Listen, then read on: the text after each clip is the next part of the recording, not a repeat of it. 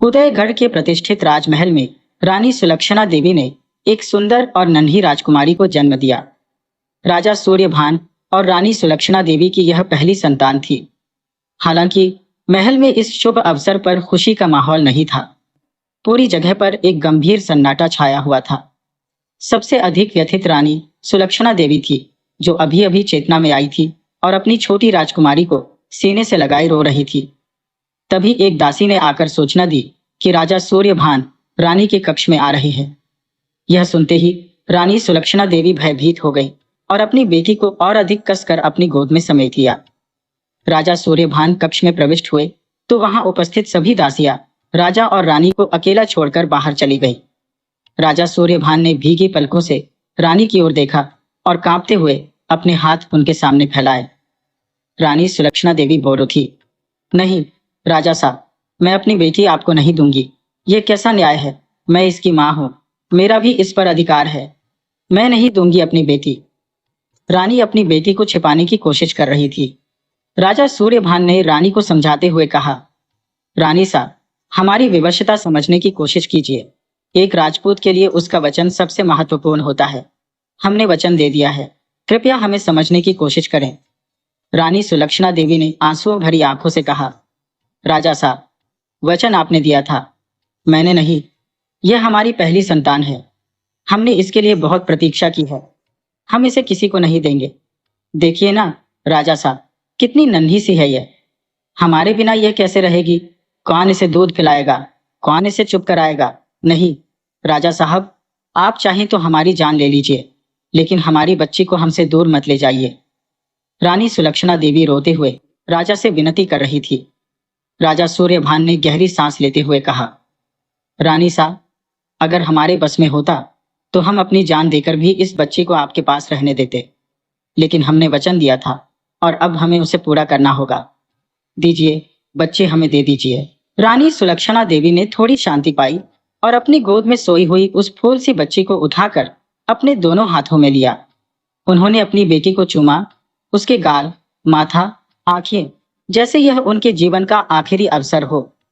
राजा सूर्यभान की आंखों में भी आंसू भर आए, लेकिन उन्होंने खुद को संभाला और अपने दोनों हाथ रानी के सामने फैला दिए। रानी के हाथों में अब इतनी शक्ति नहीं रह गई थी कि वह अपनी बच्ची को उठाकर राजा के हाथों में दे सके। उसकी आंखें अश्रुपूर्ण थी और वह राजा को देखती रही। राजा ने झुककर बच्ची को अपनी गोद में ले लिया और बिना नजरें मिलाए कक्ष से बाहर चले गए। नन्ही बच्ची अपनी पलकें झपकाते हुए पिता सूर्यभान को टुकुर टुकुर देख रही थी। राजा सूर्यभान कह रहे थे, मेरी प्यारी राजकुमारी, आपके बाबा से मजबूर है, नहीं तो हम आपको कभी भी एक पल के लिए भी खुद से दूर नहीं करते। हम आपसे बेहद प्यार करते हैं, लेकिन परिस्थितियां हमें आपसे दूर कर रही हैं। हमारी सजा पूरी होते ही हम आपको वापस लाएंगे। राजा सूर्यभान उस नन्ही जान को समझाने की कोशिश कर रहे थे। चलते चलते उनके पैर अचानक रुक गए। उन्होंने बच्ची को सीने से लगाया, उसके माथे को चूमा और फिर तेजी से राजमहल के बाहर आ गए। उन्होंने कहा, यह लो तुम्हारी अमानत, और कृपया इसे हमारी नजरों से इतनी दूर ले जाओ कि हम इसे दोबारा देख ना पाए। अगर हमने इसे फिर से एक बार भी देखा तो हम अपना वचन भूलकर अपनी बच्ची को तुमसे छीन लेंगे। इसलिए कोशिश करो कि यह बच्ची हमारे वचन पूरा होने तक हमारी आंखों के सामने ना आए। राजमहल के बाहर खड़ी बंजारन के हाथों में राजा ने अपनी नन्ही बच्ची को सौंपते हुए चिल्लाकर कहा। बंजारन ने उत्तर दिया, चिंता ना कीजिए राजा साहब, अब यह मेरी अमानत है और यह कभी आपकी आंखों के सामने नहीं आएगी। हम आज ही अपना डेरा छोड़कर यहाँ से दूर जा रहे हैं। वह बंजारन अपनी गोद में बच्ची को देखकर बोली, अब हम अपनी बच्ची को फिर कभी नहीं देख पाएंगे। यह सोचकर ही राजा की धड़कनें तेजी से धड़कने लगी। उन्होंने बच्ची की तरफ मुंह फेर लिया और जिस रफ्तार से आए थे उसी रफ्तार से वे फिर से महल की ओर मुड़े। तभी पीछे से बच्ची के रोने की आवाज आई। उसकी आवाज सुनकर राजा सूर्यभान के कदम डगमगाने लगे, लेकिन वह फिर भी नहीं रुके और उन्होंने पलटकर भी नहीं देखा। थोड़ी देर में आवाज बंद हो गई। उन्होंने पीछे मुड़कर देखा तो अब बच्ची वहां नहीं थी और ना ही बंजारन। अब तो मेरी है, वह बंजारन कहने लगी। मेरे जीने की वजह है तो आज से मैं तेरी माँ और तू मेरी बेटी, एक बंजारन की बेटी। आज से तेरा नाम होगा श्रीपणा। जैसे कीचड़ में कमल पुष्प अपनी सुंदरता छुपा नहीं पाता, वैसे ही मुंह जैसी बंजारन के साथ कमल पुष्प की तरह कोमल श्रीपर्णा रहकर मेरी जिंदगी भी जीने के काबिल बना देना मेरी बच्ची। उस छोटी सी बच्ची को अपने सीने से लगाकर वह बंजारन रोते हुए बोली। बंजारन ने एक बार मुड़कर राजमहल की तरफ देखा और फिर उसने बच्ची को अपने सीने से लगाकर अपने डेरे की ओर चल पड़ी। उसके वहां पहुंचते ही उनका डेरा उदयगढ़ छोड़कर कहीं और बसने के लिए निकल पड़ा।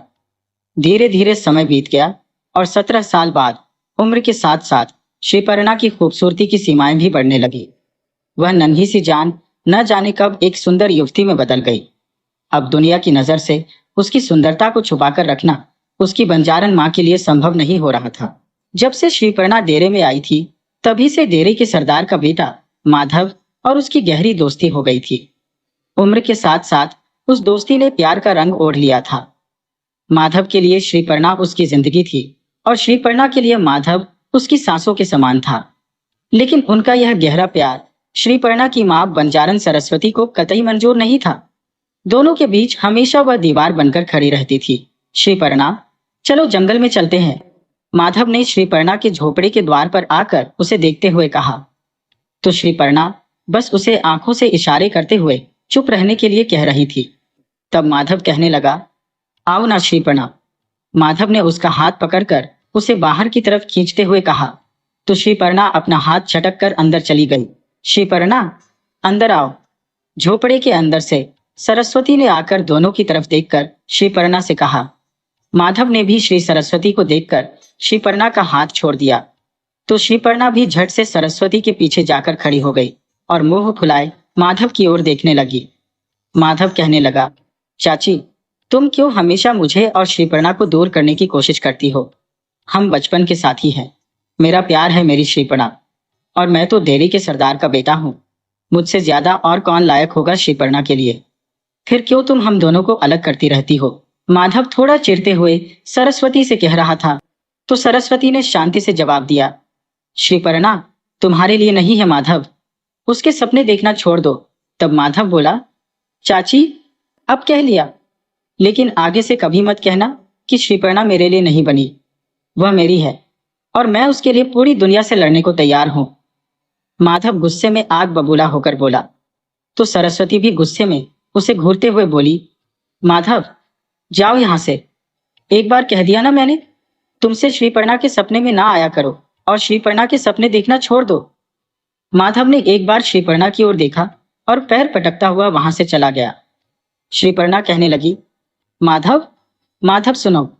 सरस्वती के पीछे से आकर उसे आवाज दी, लेकिन वह नहीं रुका। अम्मा, तुम क्यों माधव के साथ हमेशा ऐसा बर्ताव करती रहती हो? तुम जानती हो मैं भी उसे पसंद करती हूँ। श्रीपर्णा दुखी होकर सरस्वती से कह रही थी। तब सरस्वती भी दुखी होकर बोली, श्रीपर्णा, माधव तुम्हारे नसीब में नहीं है। हम बंजारों से अलग हैं बेटी। श्रीपर्णा कहने लगी, माँ, मैं कैसे अलग हूं? मैं तुम्हारी बेटी हो, एक बंजारन हो, तो मैं तुमसे अलग कैसे हुई? श्रीपर्णा हमेशा की तरह आज फिर से वही सवाल करने लगी। तो सरस्वती उसे नजरें चुराकर चुपचाप झोपड़े के अंदर चली गई और कहने लगी, मुझे बहुत काम है, तुम भी अपना काम करो। श्रीपर्णा ने दुखी होकर गहरी सांस छोड़ी और कुछ देर अम्मा के सामने ही काम करती रही। फिर जैसे ही अम्मा का ध्यान हटा, वह झट झोपड़े से बाहर निकल पड़ी। जंगल में महुआ के बड़े से पेड़ के नीचे माधव मुंह फुलाए बैठा था। आज उसने पगड़ी नहीं पहनी थी, इसलिए धूप से उसका सिर तप रहा था। दूर से ही घुंघरू की आवाज आई और साथ में ही ब्लाउज में लगे हुए कुछ छोटे छोटे आईने चमक उठे। माधव समझ गया कि श्रीपर्णा आ गई है, लेकिन फिर भी उसने मुड़कर उसकी तरफ नहीं देखा।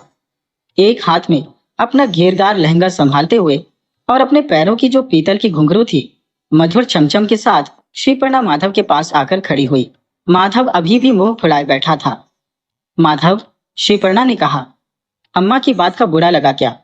तो श्रीपर्णा ने अपना घूंघट हटाकर उसकी तरफ झुककर धीरे से पूछा। माधव कहने लगा, हाँ लगा। तुम तो कभी अम्मा के सामने कुछ बोलती नहीं हो, हमेशा मुझे ही लड़ना पड़ता है। श्रीपर्णा, जाओ तुम यहां से। माधव अभी भी गुस्से में और थोड़ा नाराजगी में बोला। तो श्रीपर्णा बोली, अच्छा ठीक है, जाती हूं। वह मेरी अम्मा है, माधव, क्या मैं उनसे झगड़ा करती रहूं? लेकिन ठीक है, तुम चाहते हो ना मैं जाऊं तो मैं जा रही हूं। श्रीपर्णा ने मुंह टेढ़ा करते हुए बोलकर वापस मुड़कर जाने लगी तो माधव ने पुकारा, श्रीपर्णा, रुको, वापस आओ। माधव ने मुड़कर देखा तो वह दूर जा रही थी। यह देख उसका गुस्सा गायब हो गया। उसने पूछा, कहाँ जा रही हो? श्रीपर्णा ने मुंह फुलाते हुए कहा, मैं वापस नहीं आने वाली। तुमने पहले मुझे वापस जाने के लिए क्यों कहा था? माधव मंद मंद मुस्कुराते हुए बोला, तुम आओगी श्रीपर्णा, देख लो। उसने अपने अंगरखा की जेब से बांसुरी निकाली और मधुर सुरों में बजाने लगा। बांसुरी की मधुर ध्वनि श्रीपर्णा के कानों तक पहुंची तो उसके कदम थम गए। जैसे राधा कृष्ण के संगीत में खो जाती थी, वैसे ही वह उस जादुई धुन में खोकर माधव के पास पहुंच गई। लेकिन जैसे ही वह करीब आई, माधव ने बांसुरी बजाना बंद कर दिया। श्रीपर्णा होश में आई और मुंह फेर कर जाने लगी।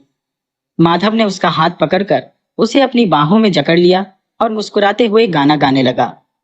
श्रीपर्णा भी उसके गीत सुनकर अपना गुस्सा भूल गई और मुस्कुराते हुए उससे लिपट गई। माधव ने श्रीपर्णा को अपने से लिपटे हुए देखा तो उसने उसे थोड़ा दूर कर मुस्कुराते हुए कहा, मैंने कहा था ना तुम वापस आओगी। श्रीपर्णा हंसते हुए बोली, जब भी तुम ऐसे बांसुरी बजाओगे मैं राधा की तरह तुम्हारे पास दौड़ी चली आऊंगी। माधव, माधव ने कहा, नहीं श्रीपर्णा, तुम मेरी राधा नहीं बनोगी। भले ही राधा कृष्ण का प्रेम अद्वितीय है, लेकिन वे अलग हो गए थे। मैं तुम्हें अपनी जीवन संगिनी बनाना चाहता हूँ, हर पल तुम्हें अपने साथ रखना चाहता हूँ। श्रीपर्णा ने कहा, अम्मा की बात से हमें कोई अलग नहीं कर सकता। माधव ने दृढ़ता से कहा, मैं भी किसी को हमें अलग करने नहीं दूंगा। दोनों फिर एक दूसरे में खो गए।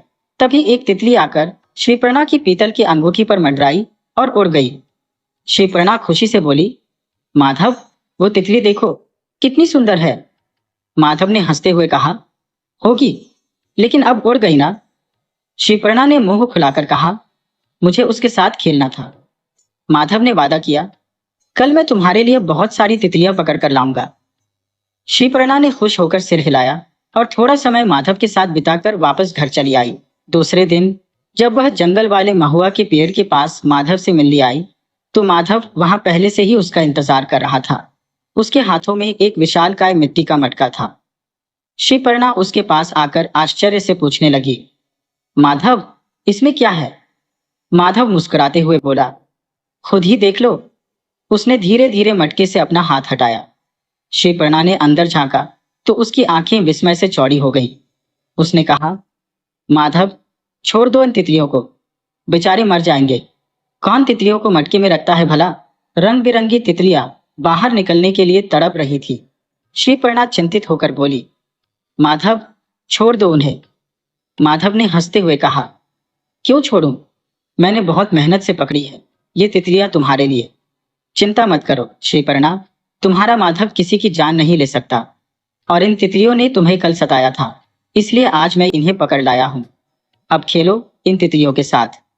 माधव ने मटका श्रीपर्णा के सामने पकड़ा। श्रीपर्णा ने मुंह फुलाते हुए कहा, माधव, छोड़ो ना उन्हें। माधव जिद्दी होकर बोला, नहीं, पहले तुम इनके साथ खेलो, फिर हम इन्हें एक साथ छोड़ देंगे। श्रीपर्णा मुस्कुराते हुए बोली, जब तक तुम उन्हें छोड़ोगे नहीं मैं कैसे खेल पाऊंगी। माधव ने मटके के अंदर झांक कर तितलियों को चेतावनी दी, रंग बिरंगी तितलियां, मेरी बात ध्यान से सुन लो। जब तक मेरी श्रीपर्णा का दिल नहीं भर जाता तुम्हें यहां से जाने की अनुमति नहीं है। यह सुनकर श्रीपर्णा हंसने लगी और बोली, माधव, तुम मुझे पागल कर दोगे। तितलियां भी हमारी बातें समझेंगी? माधव ने कहा, क्यों नहीं समझेंगी। एक बार दिल से किसी को भी अपनी बात समझाकर देखो, बेजान चीजें भी समझ जाएंगी। फिर ये तो जिंदा तितलियां हैं। श्रीपर्णा अपनी हंसी दबाते हुए बोली, अच्छा, देखते हैं। जैसे ही माधव ने मटके से हाथ हटाया, रंग बिरंगी तितलियां उड़कर श्रीपर्णा के चारों ओर मंडराने लगी। श्रीपर्णा खुश होकर बोली, माधव, ये कितनी खूबसूरत है और इनके रंग कितने सुंदर हैं। काश मैं भी तितली होती। माधव ने मुंह फुलाते हुए कहा, अब तुम्हें तितली बनना है, फिर मेरा क्या होगा? श्रीपर्णा जोर जोर से हंसने लगी और तितलियों को पकड़ने की कोशिश करने लगी। तितलियां उसके घाघरे चोली पर आकर बैठ गईं, लेकिन कुछ तितलियां बार बार मटके के अंदर जा रही थी।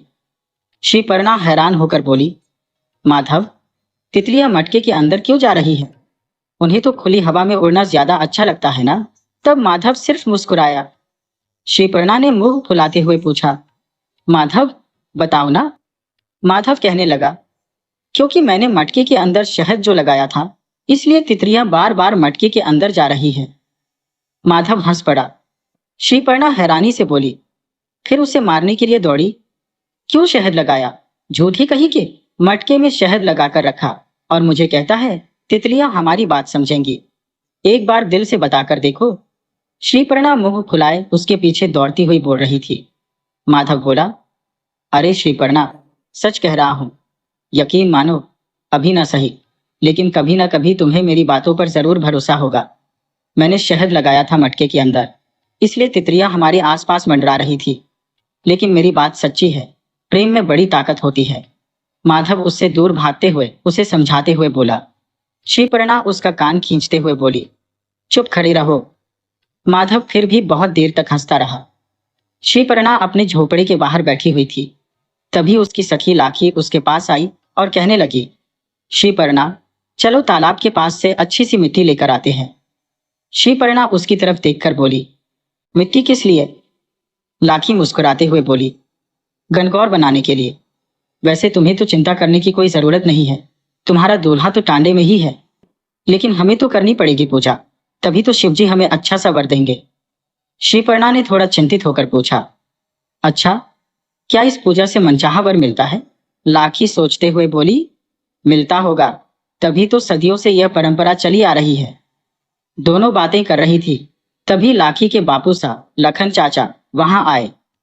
श्रीपर्णा ने लखन चाचा से पूछा, चाचा जी, गणगौर की कहानी क्या है, जरा बताइए। लखन चाचा हंसते हुए कहने लगे, यह तो तुम अपनी अम्मा से ही पूछ लो। श्रीपर्णा बेटी, मुझसे तो वही ज्यादा अच्छे से तुम्हें बता पाएगी। श्रीपर्णा ने हाँ में सिर हिलाया, फिर लाखी की तरफ देखकर बोली, चलो लाखी, अम्मा से पूछते हैं। लाखी भी श्रीपर्णा के साथ झोपड़े के भीतर चली गई। वह कहने लगी, अम्मा, ओ अम्मा, मैं और लाख तालाब के किनारे जा रहे हैं मिट्टी लाने, लेकिन उससे पहले हमें जरा गणगौर की कहानी तो सुनाओ ना। श्रीपर्णा अपनी माँ सरस्वती के करीब आकर उससे लिपटते हुए कह रही थी। सरस्वती उसके मासूम चेहरे पर हाथ फेरते हुए बोली, बेटी श्रीपर्णा, तुम्हें जरूरत नहीं है सब करने की। श्रीपर्णा मुंह फुलाए बोली, अम्मा, मैं जरूर करूंगी, पूजा करनी है मुझे भी, लेकिन पहले कहानी बताओ ना। सरस्वती धीरे से मुस्कुराकर बोली, अच्छा ठीक है, सुनो। लाख और श्रीपर्णा खुशी से सरस्वती के सामने बैठ गई। सरस्वती ने कहना शुरू किया, जब भगवान शंकर लंबे समय तक तपस्या में लीन रहते थे, तब माता पार्वती कैलाश पर अकेली रहती थी। उन्होंने अपनी शक्ति से 5 गण बनाए जो उनकी सेवा करते थे। जब वे गण बड़े हुए तो उनके विवाह की चिंता माता पार्वती को होने लगी। उस समय कैलाश में कोई नहीं रहता था। बहुत सोचने के बाद यह निर्णय लिया गया कि इंद्र की जो अप्सराएं हैं, जब वे सरोवर में स्नान करने आएंगी तो गण उनके वस्त्र चुरा लेंगे। जब वे अपने वस्त्र लेने आएंगी तो उनसे गणों का विवाह करा दिया जाएगा। अप्सराएं स्नान करने आई और गणों ने वस्त्र चुरा लिए, किंतु अप्सराएं तो उड़ने वाली थी। उन्होंने उड़कर अपने वस्त्र वापस प्राप्त कर लिए। दूसरी बार फिर से गणों ने वस्त्र चुराए और वे इतनी तीव्र गति से दौड़े कि मार्ग में तपस्या कर रहे गुरु गोरखनाथ से टकरा गए। जैसे ही गुरु की आंखें खुली तो उन्होंने सामने निर्वस्त्र अप्सराएं देखी। लज्जावश सभी अप्सराओं ने सिर झुका लिया और दूसरी ओर मुंह करके खड़ी हो गईं। गुरु गोरखनाथ ने मंत्र शक्ति से उन उड़ने वाली अप्सराओं के सिर में कीर ठोक दी और पैरों में बेड़ियां डाल दी और गणों से उनका विवाह करा दिया। उसी समय से मिट्टी के गण बनाकर गणगौर का त्योहार मनाया जाता है। सरस्वती ने मुस्कुराकर पूछा, समझ गई? तब श्रीपर्णा ने खुश होकर पूछा, मतलब हम बंजारन इंद्र की अप्सराएं हैं? सरस्वती ने हंसते हुए कहा, हाँ, तभी तो तुम अप्सराओं की तरह इतनी सुंदर हो। लाखी भी हंसते हुए कहने लगी, अच्छा जाओ, तुम दोनों जल्दी से मिट्टी लेकर आओ, फिर मैं तुम्हें गणगौर बनाना सिखाऊंगी। और दोनों झोपड़े से बाहर निकल गई। दोनों तालाब की ओर चल पड़ी, लेकिन बीच में ही श्रीपर्णा को माधव दिखाई दिया। वह टांडे के बाकी लोगों के साथ बैठा था। श्रीपर्णा ने ऊंची आवाज में कहा, लखन चाचा, हम मिट्टी लाने तालाब के किनारे जा रहे हैं। लाकी हंसते हुए बोली। हाँ हाँ, चलो, जिसे सुनाना चाहती थी ना, उसने सुन लिया। अब आएगा थोड़ी ही देर में तुम्हारे पीछे पीछे। लाकी अपने घूंघट के अंदर से जोर जोर से हंसते हुए बोली। श्रीपर्णा मुंह फुलाकर बोली, चुप रहो तुम, जब देखो मेरा मजाक उड़ाती रहती हो। दोनों तालाब के किनारे पहुंची। तालाब के किनारे एक अच्छी सी जगह देखकर अपने साथ लाए हुए टोकरे में दोनों ने मिट्टी भरनी शुरू की। माधव ने श्रीपर्णा की आवाज सुनी तो वह धीरे से मुस्कुराया और सबकी नजरों से बचकर तालाब के किनारे चल पड़ा। लाकी अपना घूंघट ठीक करते हुए हंसते हुए बोली, लो, आ गया तुम्हारा माधव। श्रीपर्णा ने अपना घूंघट खोला और देखा तो दूर से ही उसे माधव अपने हाथ के नार कड़े के साथ खेलते हुए उसकी ओर आते हुए दिखाई दिया। तब लाकी हंसकर दूर जाती हुई बोली, श्रीपर्णा, मैं उस ओर हूं, तुम्हारी बातें खत्म हो जाएं तो मुझे आवाज दे देना। श्रीपर्णा ने देखा कि माधव उसके पास आ रहा है। उसने पूछा, तुम यहाँ मिट्टी लेने क्यों आई हो? श्रीपर्णा ने जवाब दिया, भूल गए, गणगौर का त्योहार है, इस मिट्टी से गणगौर बनाऊंगी और उसकी पूजा करूंगी। माधव उसके पास बैठकर मिट्टी अपने हाथों से टोकरे में डालते हुए बोला, अच्छा, पर्णा। श्रीपर्णा ने टोकरी को माधव से दूर करते हुए कहा, पता है, इससे मुझे मनचाहा वर मिलेगा। माधव ने कहा, तुम्हें यह करने की जरूरत नहीं है, तुम्हारा वर तो मैं ही हूं, और अगर हम दोनों मिलकर पूजा करेंगे तो भगवान शिव और माता पार्वती ज्यादा खुश होंगे और हमारा प्यार यूं ही बरकरार रहेगा। माधव ने फिर से हाथ बढ़ाकर टोकरे में मिट्टी डालते हुए कहा। श्रीपर्णा हंसते हुए बोली, अच्छा, मतलब गणगौर पूजा में व्रत भी रखना पड़ता है, बिना कुछ खाए पिए? वह भी करोगे तुम मेरे लिए? माधव ने हंसते हुए जवाब दिया, पूरा दिन भूखा रहना पड़ेगा? नहीं, फिर तो। श्रीपर्णा ने बात पूरी होने से पहले मुंह फुलाकर कहा, देखो देखो, झूठा कहीं का, भूखा रहना पड़ेगा इसलिए अभी से ना कहने लगा। माधव ने हंसते हुए कहा, ओ मेरी अम्मा, बात तो पूरी सुनो। मैं तो तुम्हारे लिए कह रहा था कि अगर पूरा दिन भूखा प्यासा रहना पड़ेगा तो तुम्हें कोई जरूरत नहीं है ऐसा व्रत करने की। श्रीपर्णा जिद करते हुए बोली, कुछ नहीं होगा मुझे, मैं जरूर व्रत करूंगी। दोनों ने मिट्टी से टोकरे को भर लिया। माधव ने पत्तों का द्रोण बनाकर पानी लाया और श्रीपर्णा ने उससे हाथ धोए। फिर लाख और श्रीपर्णा घर चली आई। आज माधव के घर से टांडे के सबको बुजरिया बोने के लिए बुलाया गया था। श्रीपर्णा बेहद खुश थी। तैयार होकर वह लाकी के घर गई। लाकी ने उसे देखते ही कहा, जल्दी करना, अभी तक तो तू तैयार ही नहीं हुई है। श्रीपर्णा ने मुंह फुलाकर कहा, ओहो, माधव के घर जाना है इसलिए इतना चहक रही है ना? लाकी ने माथे पर बिंदी लगाते हुए कहा, अच्छा जाओ, जल्दी करो, इतना सजने की जरूरत नहीं है, घूंघट में कौन देखने वाला है हमें? श्रीपर्णा ने शर्माते हुए कहा, चुप कर और जल्दी कर। लाकी ने हंसते हुए कहा, अरे भाई, हमें कोई देखे या ना देखे, तुम्हें देखने के लिए तो माधव है ना? श्रीपर्णा शर्म से लाल हो गई और लाकी ने उसका घूंघट खोलते हुए कहा, अरे रुको, हमें भी तो देखने दो कि माधव की श्रीपर्णा कैसी लग रही है। श्रीपर्णा ने अपनी पलकों को झुका लिया। लाकी ने कहा, ओ मेरी मैया, कितनी सुंदर लग रही है श्रीपर्णा। अच्छा हुआ कि हम बंजारने इतना बड़ा घूंघट ओढ़ते हैं, नहीं तो तुम्हें सबकी नजर लग जाती और सरस्वती चाची तुम्हारी नजर उतारते उतारते थक जाती। श्रीपर्णा ने फिर से मुंह फुलाकर कहा, लाकी, तुम चुप बैठोगी या नहीं? तुम इधर रहो, मैं अकेली ही जाती हूं। लाकी ने कहा, अरे रुको रुको, ठीक है, मैं नहीं बोलती कुछ, चलो। लाकी ने उसका हाथ पकड़कर उसे रोका और फिर अपना चेहरा घूंघट से ढक लिया। दोनों झोपड़ी से बाहर निकल आई। ये श्रीपर्णा अभी तक क्यों नहीं आई? चांदे में सब आ गए हैं। माधव बेचैन होकर इधर उधर घूम रहा था। तभी लाकी और श्रीपर्णा को आते हुए देखकर उसका चेहरा खिल उठा। वह दूर खड़े होकर श्रीपर्णा को देखने की कोशिश करने लगा, लेकिन श्रीपर्णा ने घूंघट से अपना मुंह पूरी तरह ढक लिया, इसलिए माधव फिर से उदास खड़ा हो गया। लाकी धीरे से श्रीपर्णा की कानों में फुसफुसाई, बेचारा माधव कब से तुम्हें देखने की कोशिश कर रहा है, थोड़ा सा घूंघट हटा दो। श्रीपर्णा मुंह फुलाकर बोली, माधव को छोड़ो, उधर देखो, अम्मा हमारी तरफ ही देख रही है। अगर मैं माधव को देखने जाऊंगी तो अम्मा मुझे यहाँ रुकने भी नहीं देगी। गुजरिया बोने के बाद सभी अपने अपने घर चले गए। शाम को सभी औरतें और लड़कियों ने मिलकर मिट्टी के गणगौर के पुतले बनाए। दूसरे दिन सुबह सूरज निकलने से पहले ही श्रीपर्णा स्नान करके तैयार हुई। उसने सबसे पहले चौकी लगाई, फिर उस पर सातिया बनाकर पूजन किया। चौकी पर पानी से भरा हुआ कलश रखकर उस पर आम के पान के 5 पत्ते और नारियल रखा। कलश को चौकी के दाहिनी ओर रख दिया और बीच में मिट्टी के गणगौर के पुतले रखकर उनकी पूजा की। आज श्रीपर्णा खूब तैयार हुई थी। उसने बालों को गूंथकर छोटी बनाई थी, हाथों में चूड़ा, नाक में नथ, कानों में चांदी की बालियां, गले में हार, पैरों में कड़ियां और अंगुलियों में बिछिया पहन रखी थी। हरे रंग का कसीदा किया हुआ घाघरा पहना था और उस पर ओढ़नी ओढ़ी थी। पूरा दिन निर्जल व्रत करना था। माधव को पता था कि आज श्रीपर्णा का व्रत है, इसलिए उसने भी व्रत रखा था। दोपहर के वक्त लाखी श्रीपर्णा की झोपड़े में आई। सरस्वती कपड़े पर कसीदा का काम कर रही थी। लाखी ने धीरे से श्रीपर्णा के कान में कहा, माधव ने तुम्हें महुआ के पेड़ के पास बुलाया है। श्रीपर्णा ने सरस्वती की ओर देखते हुए धीरे से कहा, अभी कैसे जा सकती हो? दोनों चुपचाप कुछ सोचने लगी। तभी श्रीपर्णा को एक विचार आया और वह हल्के से मुस्कुराई। सरस्वती से कहने लगी, अम्मा, मैं लाखी के घर जाकर उसकी पूजा देखकर आती हूँ।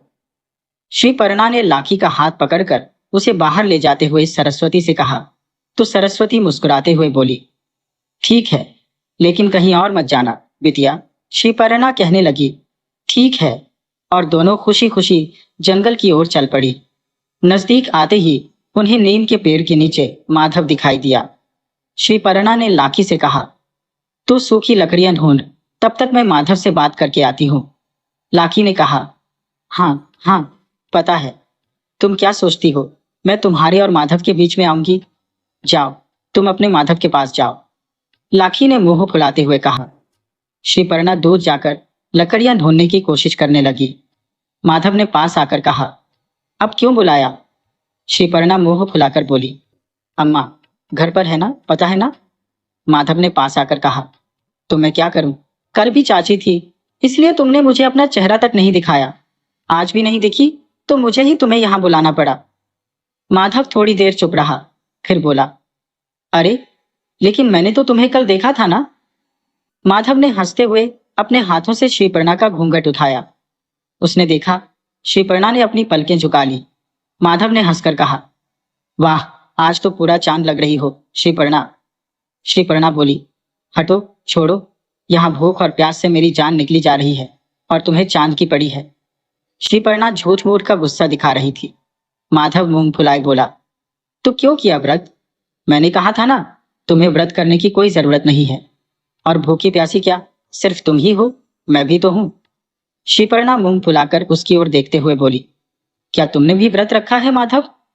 तो माधव ने हाँ में सिर हिलाया। श्रीपर्णा अविश्वास से माधव को घूरते हुए बोली, सच्ची? खाओ बंजारी माँ की सौगंध। माधव ने फिर मुंह फुलाकर कहा, अरे हाँ, सच बोल रहा हूं। उसकी बात सुनकर श्रीपर्णा की आंखें बड़ी हो गईं। श्रीपर्णा हंसते हुए बोली, लेकिन तुमने क्यों किया व्रत? लड़की हो क्या तुम? माधव बोला, ऐसे कैसे? तुम मेरे लिए व्रत करोगी और मैं खा पी कर मजे करूं? फिर तो भगवान शिव को लगेगा कि मुझे तुम्हारी कोई फिक्र ही नहीं है, और फिर वह हम दोनों की जोड़ी नहीं बनाएंगे। माधव थोड़ा उदास होकर बोला। श्रीपर्णा उसकी बात सुनकर अपने सिर पर हाथ मारकर जोर जोर से हंसने लगी और कहने लगी, बुद्धू कहीं के। उधर शाम के समय श्रीपर्णा के कपड़ों में लाखी के साथ साथ टांडे की बाकी औरतें भी आई थी। एक बूढ़ी औरत ने सभी को गणगौर की कहानी सुनाई। अगली सुबह तड़के ही श्रीपर्णा ने सरस्वती को लड्डू बनाने में सहायता की। आज गणगौर का अंतिम दिन था और तालाब पर जाकर सभी स्त्रियां अपने बनाए हुए मिट्टी के प्रतिमाओं का विसर्जन करने वाली थी। सभी महिलाएं मिलकर तालाब की ओर चल पड़ी। उनके साथ टांडे के छोटे बच्चे भी थे। कुछ टोकरियों में लड्डू तो कुछ में मिट्टी के प्रतिमाएं रखकर गीत गाते हुए स्त्रियां तालाब की ओर बढ़ रही थी। तालाब के पास पहुंचकर सभी ने गणगौर के गीत गाते हुए नृत्य करना प्रारंभ किया। लाख और श्रीपर्णा भी सभी के साथ गीत गाते हुए नृत्य कर रही थी। माधव दूर एक पेड़ के पीछे छिपकर श्रीपर्णा को देख रहा था। पुतलों के विसर्जन के पश्चात औरतों ने बच्चों में लड्डू बांट दिए। बच्चे लड्डू लेते समय झूठ मूठ की लाठी खाते और हंसते हुए भाग जाते। श्रीपर्णा ने अपने दुपट्टे के पीछे 2 लड्डू छुपाकर रखे थे। वह लड्डू वह माधव को देना चाहती थी, लेकिन साथ में सरस्वती भी थी, तो उसे मौका नहीं मिल रहा था। श्रीपर्णा ने धीरे से दूर पेड़ के पीछे छिपे माधव को देखा, तो माधव ने भी उसे देखा। माधव ने उसे हाथ से इशारा करके बुलाया। श्रीपर्णा ने नाम में सिर हिला दिया। तब माधव ने आंखें बड़ी करके उसे बुलाने का इशारा किया। श्रीपर्णा ने इधर उधर देखा तो सभी स्त्रियां नृत्य और गीत में व्यस्त थी। यह देखकर वह धीरे से सरस्वती की नजरों से छिपकर माधव की ओर चल पड़ी। माधव खुश हो गया और ठीक से पेड़ के पीछे छिपकर श्रीपर्णा की राह देखने लगा। श्रीपर्णा ने माधव के पास जाकर कहा, अम्मा डांटेगी, हमें एक साथ देखेगी तो? हम बाद में भी तो मिल सकते थे, अभी क्यों बुलाया? माधव ने कहा, अरे व्रत आज ही खोलना है ना, कल से बिना खाए पिए हो, आज तो खा सकते हैं ना? श्रीपर्णा हंसते हुए बोली, हाँ अभी खा सकते हो। श्रीपर्णा ने अपने दुपट्टे में छुपाए लड्डू निकाले और माधव के सामने बढ़ाते हुए बोली, लो मैं लड्डू लाई हूं तुम्हारे लिए। माधव खुश होकर जैसे ही लड्डू लेने के लिए आगे बढ़ा, किसी ने श्रीपर्णा का हाथ पकड़कर खींच लिया। लड्डू उसके हाथ से गिर गए। सरस्वती ने उसका हाथ खींचकर कहा, श्रीपर्णा मना किया था ना, तुम्हें फिर क्यों मिलती हो उससे? श्रीपर्णा दुखी होकर बोली, अम्मा मैं तो उसे बस लड्डू देने आई थी, उसने भी तो व्रत रखा है, लड्डू तो देने देती ना। सरस्वती थोड़ा चिढ़ते हुए बोली, कोई जरूरत नहीं है उसे कुछ देने की, उससे दूर रहा करो। माधव पेड़ के पीछे से सामने आकर हताश होकर श्रीपर्णा की ओर देख रहा था। उसने झुककर नीचे गिरे हुए लड्डू उठाए और कहा, माधव लड्डू खा लेना और अपना व्रत भी खोल लेना। श्रीपर्णा ने माधव की ओर देखते हुए जोर से चिल्लाते हुए कहा। माधव बस हताश होकर सरस्वती के साथ श्रीपर्णा को जाते हुए देखता रहा। श्रीपर्णा ने दुखी होकर सरस्वती से पूछा, अम्मा माधव अच्छा है, तुम उस पर इतना गुस्सा क्यों करती हो? सरस्वती थोड़ी नाराज होकर बोली, मैंने कब कहा बेटी वह अच्छा नहीं है? श्रीपर्णा ने रोते हुए पूछा, फिर तुम क्यों मुझे उससे मिलने नहीं देती हो? सरस्वती भी दुखी होकर बोली, तुम्हें उससे नहीं मिलना चाहिए बेटी, वह एक बंजारा है, तुम दोनों का मेल कभी नहीं हो सकता। आगे जाकर तुम्हें दुख पहुंचे, इससे अच्छा है तुम अभी थोड़ा दुखी हो जाओ। वह बंजारा है। माँ तो मैं भी तो बंजारन हूं, और क्यों नहीं हो सकता हमारा मेल? अम्मा मैं उससे दूर रहकर दुखी रहती हो, उसके साथ नहीं रहना दुखी नहीं है, उसके साथ तो मुझे बहुत सुख मिलता है। श्रीपर्णा अपने आंसू पोंछते हुए बोली। सरस्वती उससे नजरें चुराते हुए झोपड़े के अंदर चली गई। श्रीपर्णा ज्यादा बहस मत करो, चलो व्रत खोलो और कुछ खा लो। श्रीपर्णा झोपड़े के अंदर आकर मुंह फुलाई एक कोने में बैठी हुई बोली, नहीं खाना, मुझे खाना अम्मा, तुम्हारी बातें कभी कभी मुझे समझ में नहीं आती है। सरस्वती श्रीपर्णा को समझाते हुए बोली, बिटिया कुछ खाओगी नहीं तो व्रत कैसे खुलेगा, और व्रत नहीं खुलेगा तो व्रत पूरा भी नहीं होगा, फिर माँ पार्वती और भगवान शिव तुम्हारी इच्छा कैसे पूरी करेंगे? सरस्वती की बात सुनकर श्रीपर्णा टस से मस नहीं हुई। काफी देर तक वैसे ही बैठी रही। तभी लाखी ने झोपड़े के बाहर से आवाज दी, श्रीपर्णा श्रीपर्णा। श्रीपर्णा ने कहा, अंदर आ जाओ लाखी। लाखी अंदर आई और हाथ में कटोरी लेकर बोली, श्रीपर्णा मैं तुम्हारे लिए आम लाई हूं। श्रीपर्णा मुंह फुलाते हुए बोली, मुझे नहीं खानी। सरस्वती ने उसकी बात को नजरअंदाज किया और दोनों के लिए थाल में खाना परोसने लगी। लाखी धीरे से श्रीपर्णा के कान में फुसफुसाकर बोली, श्रीपर्णा माधव ने कहा है, उसने व्रत खोल लिया है, तुम भी खोल लो, और ये आम उसी ने भेजी है तुम्हारे लिए। माधव का नाम सुनकर श्रीपर्णा खुश हो गई और उसने लाखी के हाथ से कटोरी छीन ली। लाओ जल्दी से दो ना। लाखी धीरे से मुस्कुराई, अम्मा जल्दी से खाना परोस दो, बहुत भूख लगी है मुझे, पहले तो मैं ये लाखी का लाया हुआ आम खाऊंगी। श्रीपर्णा थाल के सामने जाकर बैठते हुए खुश होकर बोली। सरस्वती हैरान होकर बस उसे देखती रही कि अभी तक तो इतना नाक मुंह सिकोड़ रही थी और अब उसे खाने की इतनी जल्दी हो रही है। श्रीपर्णा सरस्वती के बगल में बैठी हुई थी। सरस्वती ओढ़ने पर कसीदा का काम कर रही थी। तभी झोपड़ी के बाहर से लाखी जोर जोर से बोलने लगी, श्रीपर्णा श्रीपर्णा। श्रीपर्णा ने उसकी तरफ मुड़कर देखते हुए कहा, क्या हुआ लाखी, इतना क्यों चिल्ला रही है? तब लाखी अंदर आते हुए श्रीपर्णा से कहने लगी, श्रीपर्णा तुम्हें पता है उस भैरवी को बच्चा हुआ है? तब श्रीपर्णा ने कहा, सचमुच, फिर तो हम भी देखने चलेंगे। और वह खुशी से कहने लगी, हाँ क्यों नहीं, शाम को टांडे से सभी धप लेकर जाने वाले हैं और नाच गाना भी होगा, रुपए भी मिलेंगे और हमें भान घोघरी भी खाने को मिलेगी। लाखी खुश होकर बोल रही थी। श्री पर्णा ने सरस्वती से पूछा, अम्मा हम भी जाएंगे ना? सरस्वती मुस्कुराकर बोली, बिटिया तुम्हें जाना है तो तुम लाखी के साथ चली जाना, मुझे तो काम है। श्रीपर्णा खुश होकर लाखी से कहने लगी, अच्छा माँ, लाखी शाम को तुम मुझे बुलाने आ जाना। लाखी ने भी हाँ में सिर हिलाया और फिर घर चली गई। शाम को श्रीपर्णा ने अपनी तैयारी की और लाखी का इंतजार करने लगी। उतने में लाखी भी आ गई। दोनों मिलकर भैरवी के घर की तरफ चल पड़ी। श्रीपर्णा खुश होते हुए कहने लगी, अच्छा हुआ जो चाची नहीं आई। तो श्रीपर्णा ने पूछा, क्यों? लाखी कहने लगी, क्योंकि वहां माधव भी आने वाला है और तुम उसके साथ नाच पाओगी। चाची नहीं है तो? लाखी फिर हंसते हुए बोली। यह सुनकर श्रीपर्णा खुश हो गई। श्रीपर्णा ने झूठ मूठ का गुस्सा करते हुए लाखी से पूछा, तुम्हें कैसे पता माधव आएगा? लाखी फिर हंसते हुए बोली, आएगा, जरूर आएगा, क्योंकि उसे पता है तुम वहां आओगी, तो वह बिना आए कैसे रह सकता है।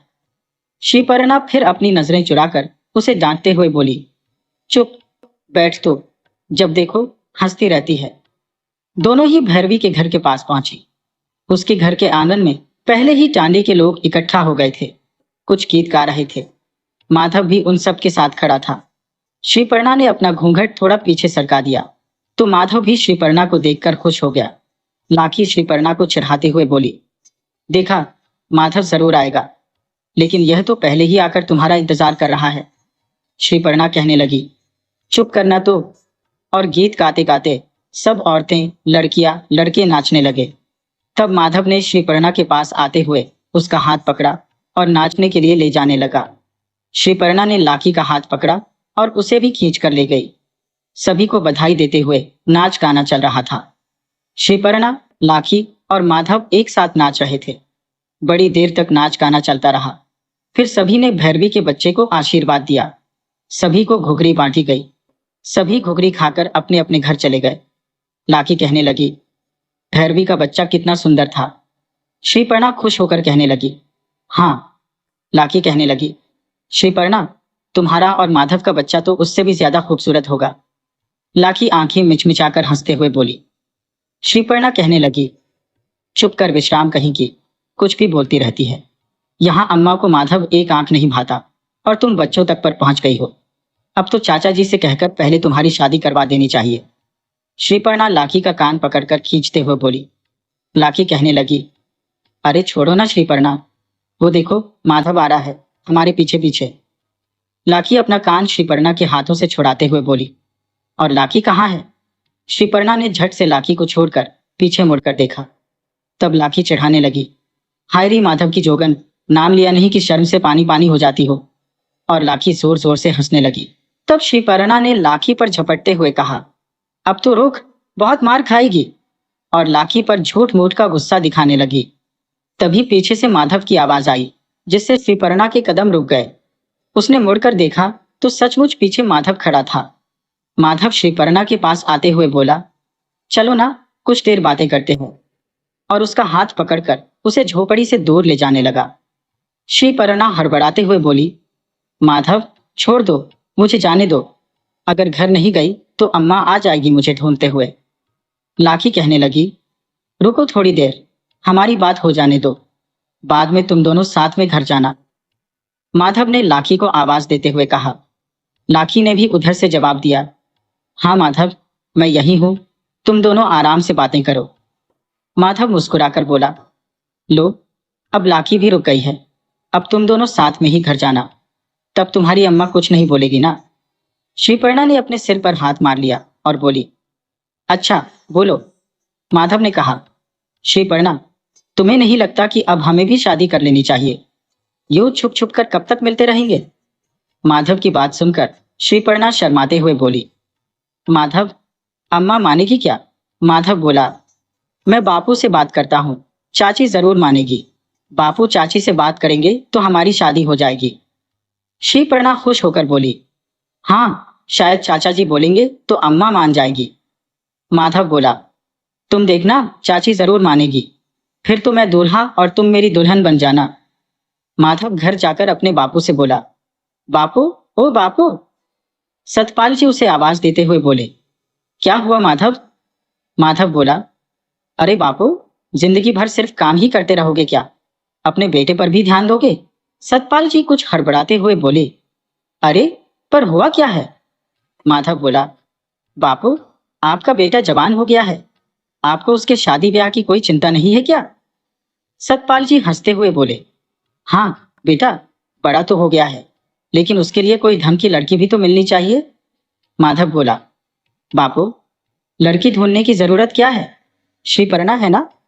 सतपाल जी मुस्कुराते हुए बोले, अच्छा, यानी हमारे बेटे को सरस्वती बहन की श्रीपर्णा से शादी करनी है।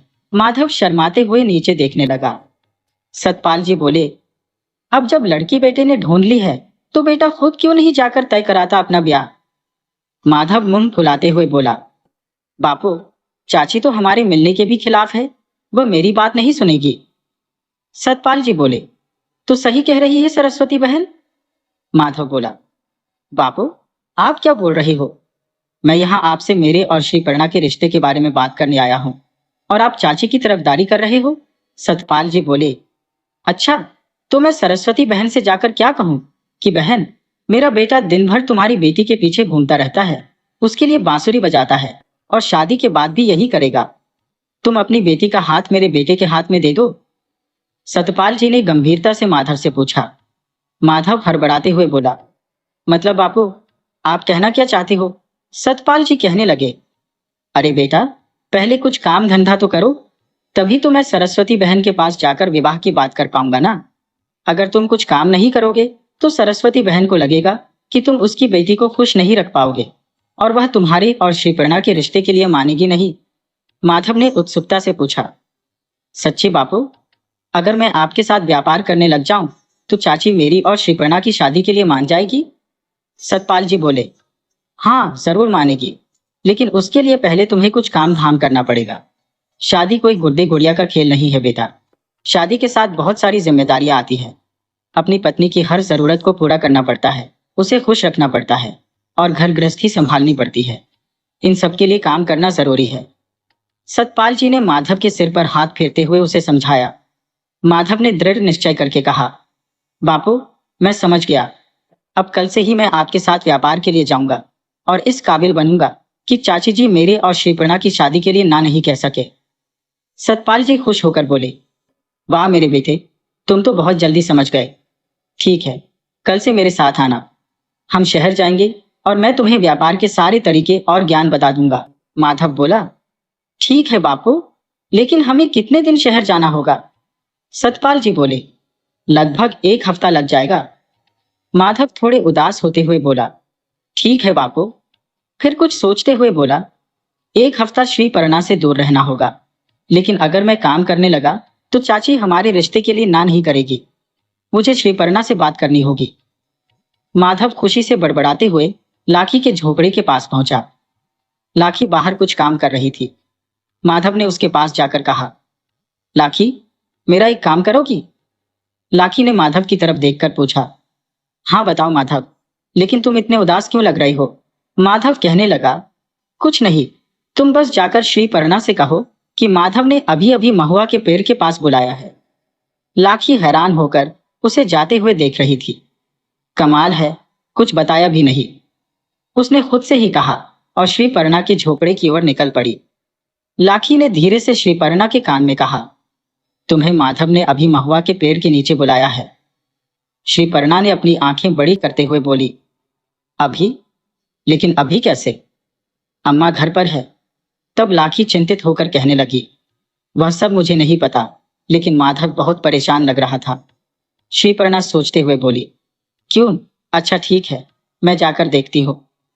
कुछ समय बाद इधर उधर का काम निपटाकर श्रीपर्णा सरस्वती की निगाहों से बचते हुए जंगल की ओर माधव से मिलने चली गई। दूर से श्रीपर्णा को आता देखकर माधव खुश हो गया। श्रीपर्णा ने पास आकर कहा, माधव, तुम हमेशा मुझे मुश्किल में डालते हो। अम्मा घर पर होती है तभी मुझे बुलाते हो। माधव ने कहा। श्रीपर्णा, मैं? श्रीपर्णा ने हैरानी से पूछा, क्या हुआ, बताओ तो। माधव ने कहा, मैं बापू के साथ व्यापार करने के लिए शहर जा रहा हूँ। जाने से पहले तुमसे मिलना जरूरी था, इसलिए इतनी जल्दबाजी में तुम्हें बुलाया। माधव ने श्रीपर्णा के कंधे पकड़कर कहा, श्रीपर्णा, बापू ने कहा है कि अगर मैं काम धंधा करूंगा तो सरस्वती चाची हमारे रिश्ते के लिए मान जाएगी। श्रीपर्णा ने उदास होकर पूछा, कितने दिन के लिए जा रहे हो? माधव ने खुशी से कहा, 1 हफ्ते के लिए। श्रीपर्णा हैरान होकर बोली, 1 हफ्ते के लिए? माधव ने कहा, हाँ, चिंता मत करो, मैं जल्दी लौट आऊंगा। और हाँ, शहर से तुम्हारे लिए तोहफा भी लेकर आऊंगा। अब मैं चलता हूँ, तुम यहीं पर मेरा इंतजार करना। आते ही सबसे पहले तुमसे मिलने आऊंगा। माधव ने जल्दी में कहा और चल पड़ा। श्रीपर्णा ने पीछे से आवाज दी, लेकिन माधव दूर जा चुका था। शहर गए हुए माधव को 4 दिन हो गए थे। श्रीपर्णा उदास थी। इन 17 सालों में पहली बार माधव और श्रीपर्णा एक दूसरे से दूर हुए थे। लाखी भागते हुए आई और बोली, अरे, वह माधव की जोगन। चलो, चाची तुम्हें कब से ढूंढ रही है। श्रीपर्णा जंगल में महुआ के पेड़ के नीचे उदास बैठी थी, जहां वह और माधव मिला करते थे। श्रीपर्णा ने मुंह फुलाते हुए कहा, मुझे नहीं आना।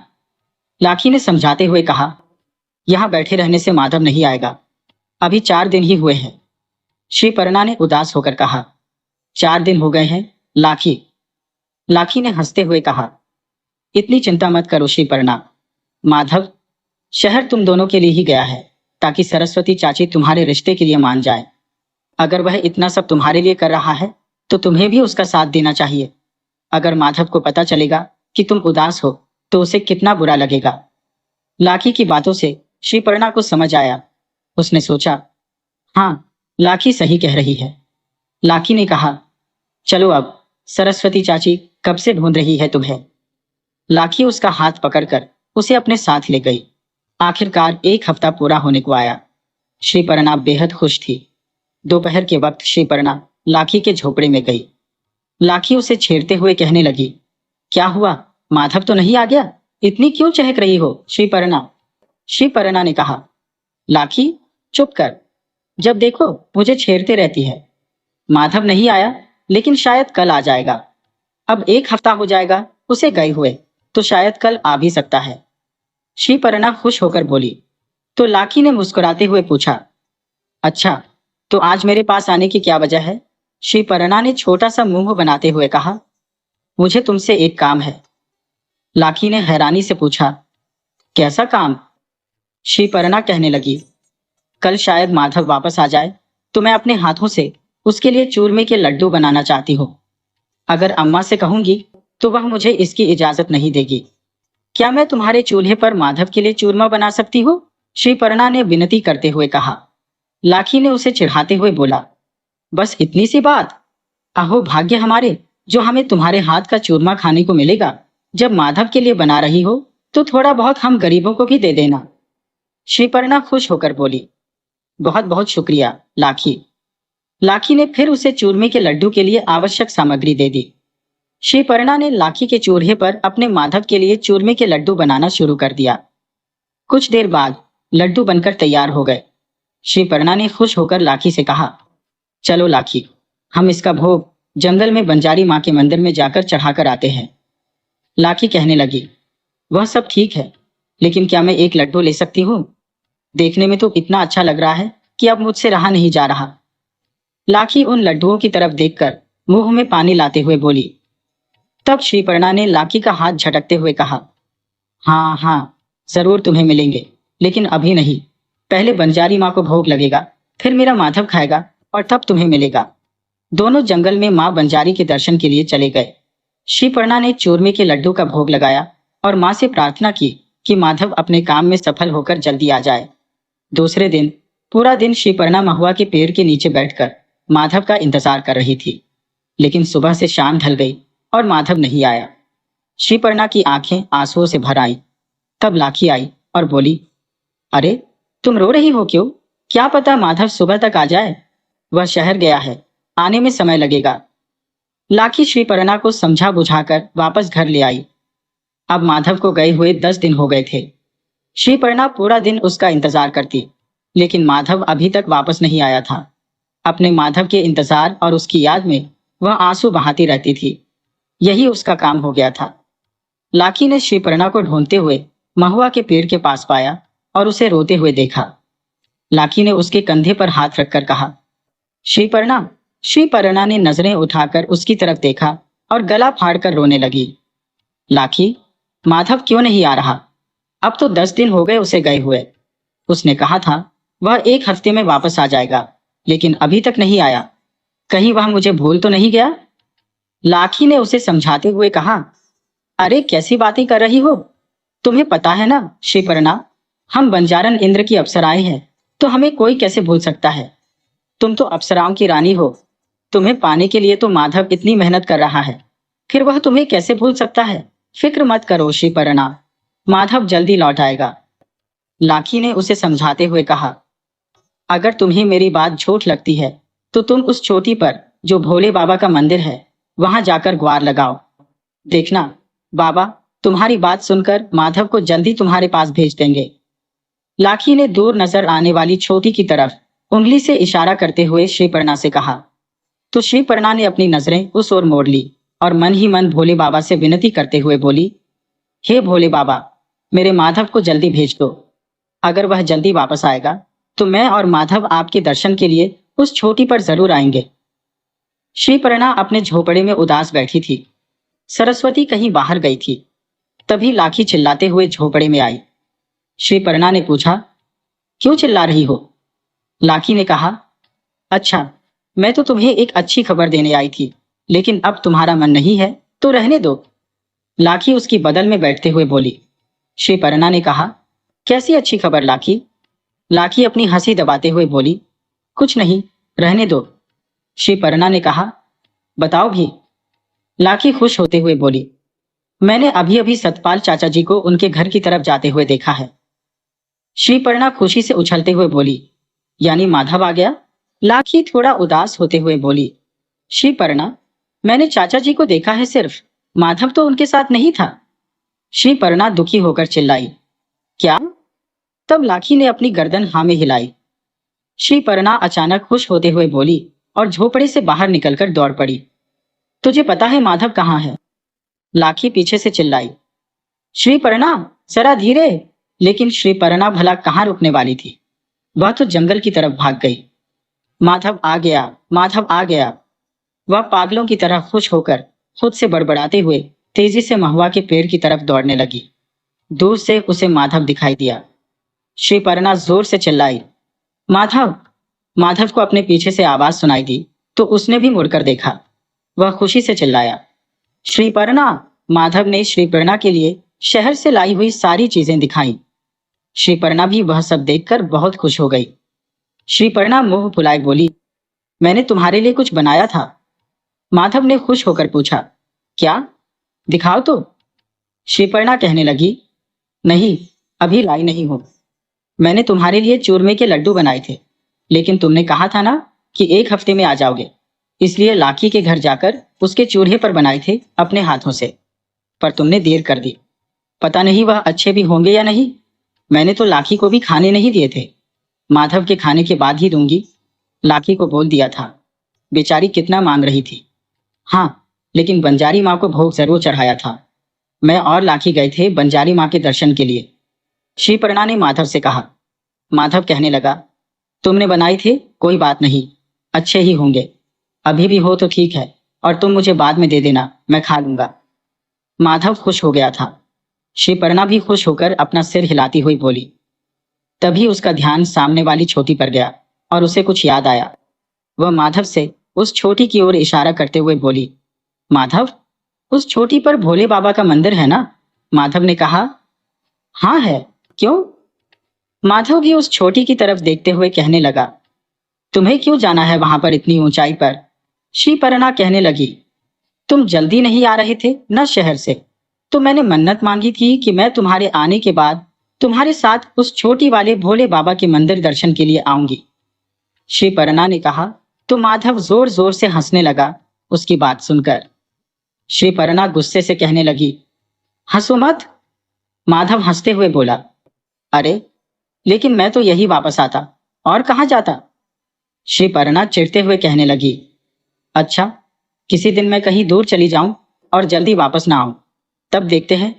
तुम ऐसे ही हंसते हो क्या? माधव कहने लगा।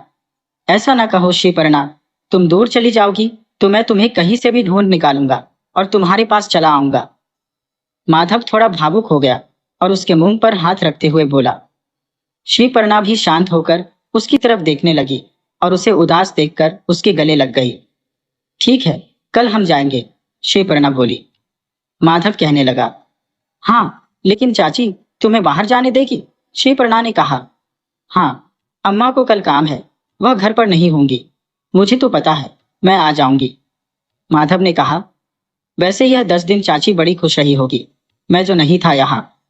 माधव ने अपनी हंसी दबाते हुए श्रीपर्णा से पूछा। श्रीपर्णा ने कहा, चुप रहो, अम्मा को कुछ मत बोलो, वरना मैं बात नहीं करूंगी। माधव कहने लगा, अच्छा अच्छा, नहीं बोलता तुम्हारी अम्मा को कुछ भी। चलो, अब मैं घर जाकर अपनी अम्मा से मिल लूं। बापू तो घर चले गए, लेकिन मैं सीधे यहाँ आ गया था तुमसे मिलने। माधव उठकर खड़ा हो गया। श्रीपर्णा ने भी हाँ में सिर हिलाया और माधव बोला, हाँ, याद से मेरे लिए बनाए हुए चूरमे के लड्डू भिजवा देना। मेरे लिए नहीं तो रहने दो, मैं लाखी से ले लूंगा। माधव जाते हुए कहने लगा। श्रीपर्णा कहने लगी, पागल हो, खुद ही बोल रहा है सब सुनकर। वह मुस्कुराई और अपनी झोपड़ी की तरफ चल पड़ी।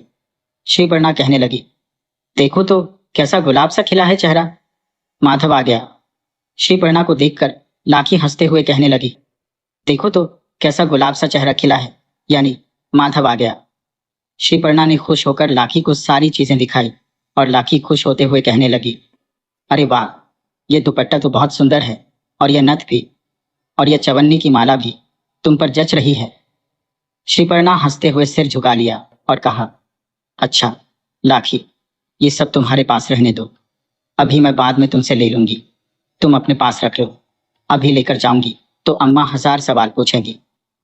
श्रीपर्णा ने सारा सामान लाखी के पास रख दिया और घर चली गई। दूसरे दिन सरस्वती काम से बाहर गई थी। श्रीपर्णा ने अपनी सारी तैयारी की और लाखी से मिलने उसके घर पहुंची। श्रीपर्णा लाखी से कहने लगी, लाखी, मैं और माधव उस छोटी वाले भोले बाबा के दर्शन के लिए जा रहे हैं। अम्मा भूरी चाची की यहाँ काम से गई है, शाम तक लौटेगी नहीं, लेकिन लौटी तो तुम संभाल लेना। तुम भी बता देना अम्मा को, कहना लकड़ी लाने जंगल गई है या फिर यही किसी के घर गई है, बोल देना। श्रीपर्णा ने लाखी को समझा दिया और जंगल की तरफ चल पड़ी। माधव वही उसका इंतजार कर रहा था। फिर दोनों उस छोटी की ओर चल पड़े। भोले बाबा का मंदिर बहुत ऊंचाई पर था और वहां तक जाने का रास्ता भी बड़ा कठिन था। इतनी देर से चलने की वजह से श्रीपर्णा के पैरों में दर्द होने लगा था। श्रीपर्णा कहने लगी, माधव, यह भोले बाबा इतनी ऊंचाई पर जाकर क्यों बैठे हैं? मेरे तो पैर दर्द करने लगे हैं। माधव कहने लगा, इतनी ऊंचाई पर जाकर बैठे ताकि उन्हें भी पता चल सके कि उनके भक्तों में उनके दर्शन की कितनी आस है। क्या उनके भक्त इतनी ऊंचाई पर आ सकेंगे उनके दर्शन के लिए? यह देखना चाहते हैं भोले बाबा। माधव हंसते हुए कह रहा था। श्रीपर्णा कहने लगी, हाँ हाँ, वह तो देवता है, वह इससे भी ऊंचाई पर बैठ सकते हैं। तभी माधव बोला, श्रीपर्णा, अगर तुम थक गई हो तो क्या हम यहाँ थोड़ी देर रुक जाए? श्रीपर्णा ने उत्तर दिया, नहीं, अभी तो लंबा रास्ता बाकी है। भोले बाबा क्या सोचेंगे कि मैं इतनी सी छोटी भी नहीं चढ़ पाई। मैं नहीं रुकूंगी। श्रीपर्णा अपने घुटनों पर हाथ रखकर धीरे धीरे चलने लगी। माधव ने कहा, अच्छा ठीक है, फिर चलो। माधव आगे की ओर तेजी से भागते हुए बोला। श्रीपर्णा ने कहा, हाँ, यहाँ मेरी जान निकली जा रही है और यह मुझे छोड़कर आगे भाग गया। वह माधव को आवाज लगाने लगी, माधव, ओ माधव। पीछे से श्रीपर्णा जोर जोर से चिल्ला रही थी। माधव ने हंसी दबाते हुए कहा, जल्दी आओ श्रीपर्णा, वरना भोले बाबा क्या बोलेंगे। तभी अचानक श्रीपर्णा की चीख सुनाई दी। माधव, श्रीपर्णा चिल्लाई। माधव घबराकर दौड़ता हुआ आया। क्या हुआ श्रीपर्णा, तुम्हें चोट लगी है? उसने चिंतित होकर पूछा।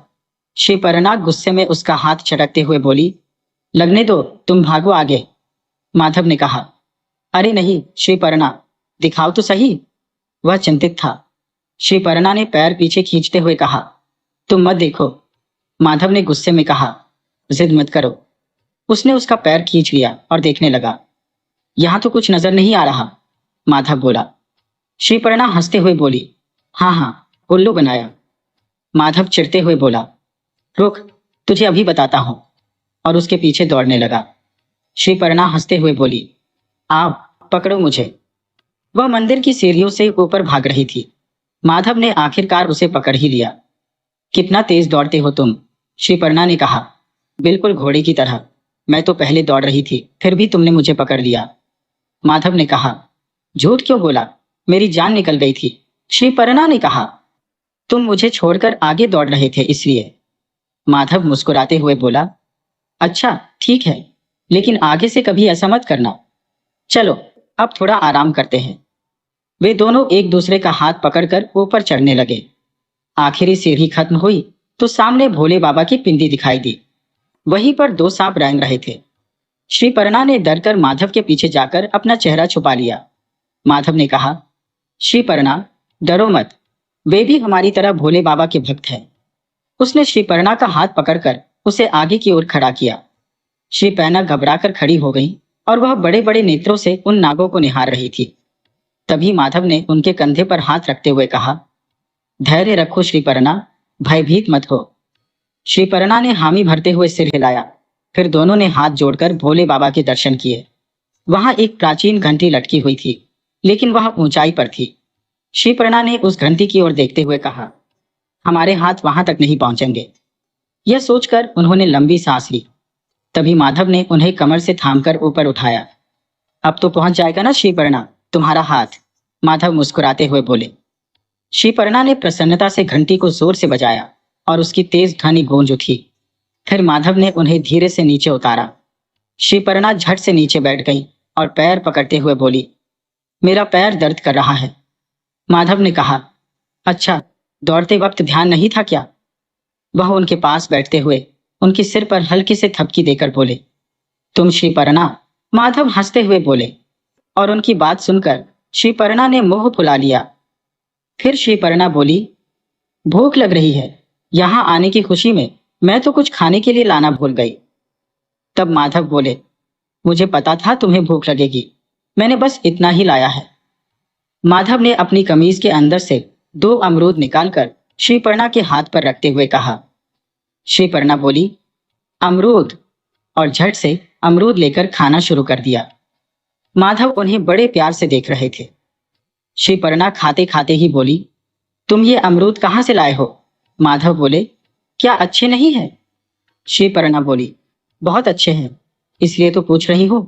तब माधव बोले, अच्छा, वह भोली चाची के झोपड़े के सामने जो पेड़ है ना, वहां से लाया हूँ। सुबह सुबह सरस्वती चाची को उनके घर जाते देखा तो उनका पीछा किया। वह झोपड़े के अंदर गई, तब मैं आते वक्त वहां से तुम्हारे लिए अमरूद ले आया, माधव हंसते हुए बता रहे थे। तो श्रीपर्णा ने हैरानी से पूछा, पर तुम अम्मा का पीछा क्यों कर रहे थे? माधव बोले, अरे, जब तुम्हारी अम्मा घर से निकलेगी तभी तो तुम मुझसे मिलने आ सकोगी। कल तुमने मिलने का समय नहीं बताया था, इसलिए तुम्हारे झोपड़े पर नजर रखनी पड़ी। फिर जब सरस्वती चाची बाहर निकली तो उनका पीछा किया, कहीं वह बीच रास्ते से ही ना लौट आई सोचकर। फिर मैं जंगल में आया और तुम्हारी राह देखने लगा। तब श्रीपर्णा बोली, अरे, मैं तो भूल ही गई थी कल वक्त बताना। अच्छा, चलो, अच्छा किया, याद दिला दिया। शाम होने से पहले वापस जाना होगा। अम्मा मुझसे पहले घर पहुंच गई तो 1000 सवाल पूछेंगी।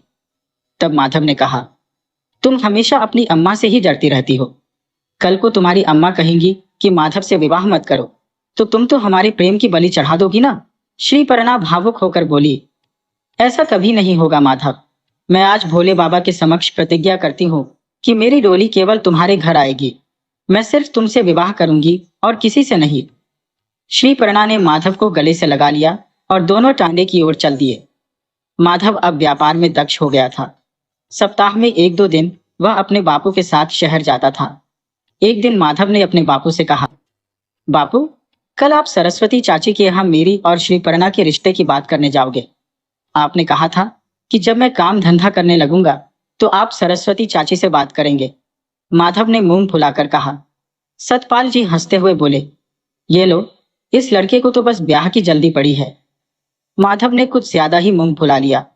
तब सतपाल जी बोले, अच्छा, मैं कल जाऊंगा सरस्वती बहन के पास। अब तुम लड़कियों की तरह मुंह फुलाना बंद करो। माधव उछलते हुए बोला। क्या सच में बापू? कल जाओगे सरस्वती चाची के पास? सतपाल जी हंसते हुए बोले। हाँ, जाऊंगा, वरना तो चैन से जीने भी तो नहीं देगा मुझे। माधव अपने पिता से प्यार से चिपट गया। श्री प्रणव को माधव का संदेश पहुंचाने के लिए लाख श्री पर्णा से कहने लगी कि सतपाल चाचा कल सरस्वती चाची के पास तुम्हारे और माधव के रिश्ते की बात करने आएंगे।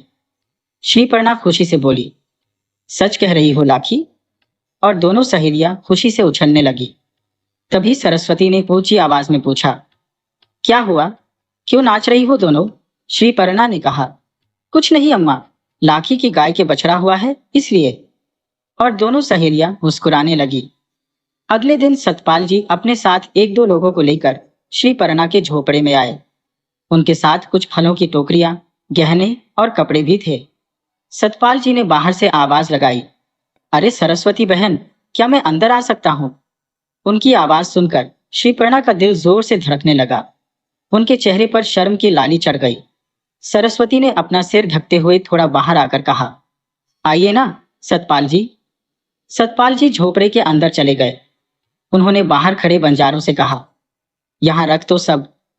बंजारों ने टोकरियां लाकर झोपड़े में रख दी। यह सब देखकर सरस्वती समझ गई कि सतपाल जी क्यों आए हैं। उन्होंने श्रीपर्णा की ओर देखते हुए कहा, श्रीपर्णा, जाओ, तुम थोड़ी देर लाखी के घर हो आओ। श्रीपर्णा रुकना चाहती थी, पर अम्मा की बात सुनकर भी वहीं खड़ी रही। सरस्वती ने फिर कहा, जाओ बेटी, मुझे और तुम्हारी अम्मा को कुछ जरूरी बातें करनी है। सतपाल ने श्रीपर्णा की ओर देखते हुए कहा, अब जाओ बेटी। श्रीपर्णा उनकी बात नहीं टाल सकी और झोपड़े से बाहर चली गई। सरस्वती ने अपने दोनों हाथ जोड़कर सतपाल जी से कहा, सतपाल जी, आप जो आशा लेकर मेरे पास आए हैं वह कभी पूरी नहीं हो सकती, इसलिए बेहतर यही है कि आप वापस लौट जाएं। सतपाल जी ने हैरानी से पूछा, लेकिन क्यों बहन? हाँ, माना कि तुम्हारी बेटी बहुत सुंदर है, लेकिन मेरा माधव भी तो लाखों में एक है, क्या कमी है उसमें? सरस्वती ने दुखी होकर कहा, भाई साहब, माधव वास्तव में बहुत अच्छा लड़का है। अगर मेरे बस में होता तो मैं अभी उनकी शादी कर देती। सतपाल जी ने असमंजस में कहा, मैं कुछ समझा नहीं बहन जी, जो बात है तुम निसंकोच मुझसे कह सकती हो। सरस्वती ने कुछ देर रुककर अपनी भावनाओं पर काबू रखते हुए कहा, सतपाल जी, श्रीपर्णा बंजारन नहीं है। सतपाल जी ने हैरानी से पूछा, मतलब वह तुम्हारी बेटी है तो बंजारन तो हुई ना? सरस्वती ने कहा, नहीं सतपाल जी, श्रीपर्णा मेरी बेटी नहीं है। उसकी जिंदगी का इतना बड़ा फैसला करने का हक मुझे नहीं है। श्रीपर्णा एक राजकुमारी है, उदयगढ़ के राजा सूर्यभान और रानी सुलक्षणा देवी की पुत्री है। यह 20 साल पुरानी बात है। आपके डेरे में आने से पहले हमारा डेरा उदयगढ़ के जंगलों में बसेरा कर रहा था। सरस्वती ने अपनी यादों में खोते हुए कहा, माँ, बंजारी ने पति तो हमसे पहले ही छीन लिया था, लेकिन जीने का इकलौता सहारा मेरा मुन्ना ही था। उसी के लिए सरस्वती जिंदा थी, लेकिन उस भयानक काली रात ने मेरा मुन्ना भी मुझसे छीन लिया। राजा सूर्यभान जंगल में शिकार पर आए थे और रात के घने अंधेरे में पशु समझकर उन्होंने तीरों से मेरे मुन्ने को छलनी कर दिया था। मेरे मुन्ने की चीख मेरे हृदय को चीर कर निकल गई। खून से लथपथ मेरा मुन्ना बेजान पड़ा देख मेरी ममता फूट पड़ी। राजा सूर्यभान भी मेरा आक्रोश देखकर सुन्न बढ़ गए थे। उनके हाथों से गुनाह हो गया था। मैं अपनी सुध बुद्ध खोकर चिल्लाई, हे राजन, तूने मुझसे मेरी संतान छीन ली। मेरे जीने का आखिरी सहारा तूने मुझसे छीन लिया। मेरी कोख को सुनी कर दिया। इस बंजार की सब कुछ लूट लिया। मेरे इस दर्द का हिसाब तुझे भी देना पड़ेगा। मेरी तरह तू भी अपनी संतान के लिए तड़पेगा। अपने प्राण त्यागने के इरादे से मैंने अपने पल्लू में छिपाया हुआ छुरा निकालकर अपने पेट में घोंपने की सोची ही थी कि तभी राजा सूर्यभान ने मुझे रोक लिया।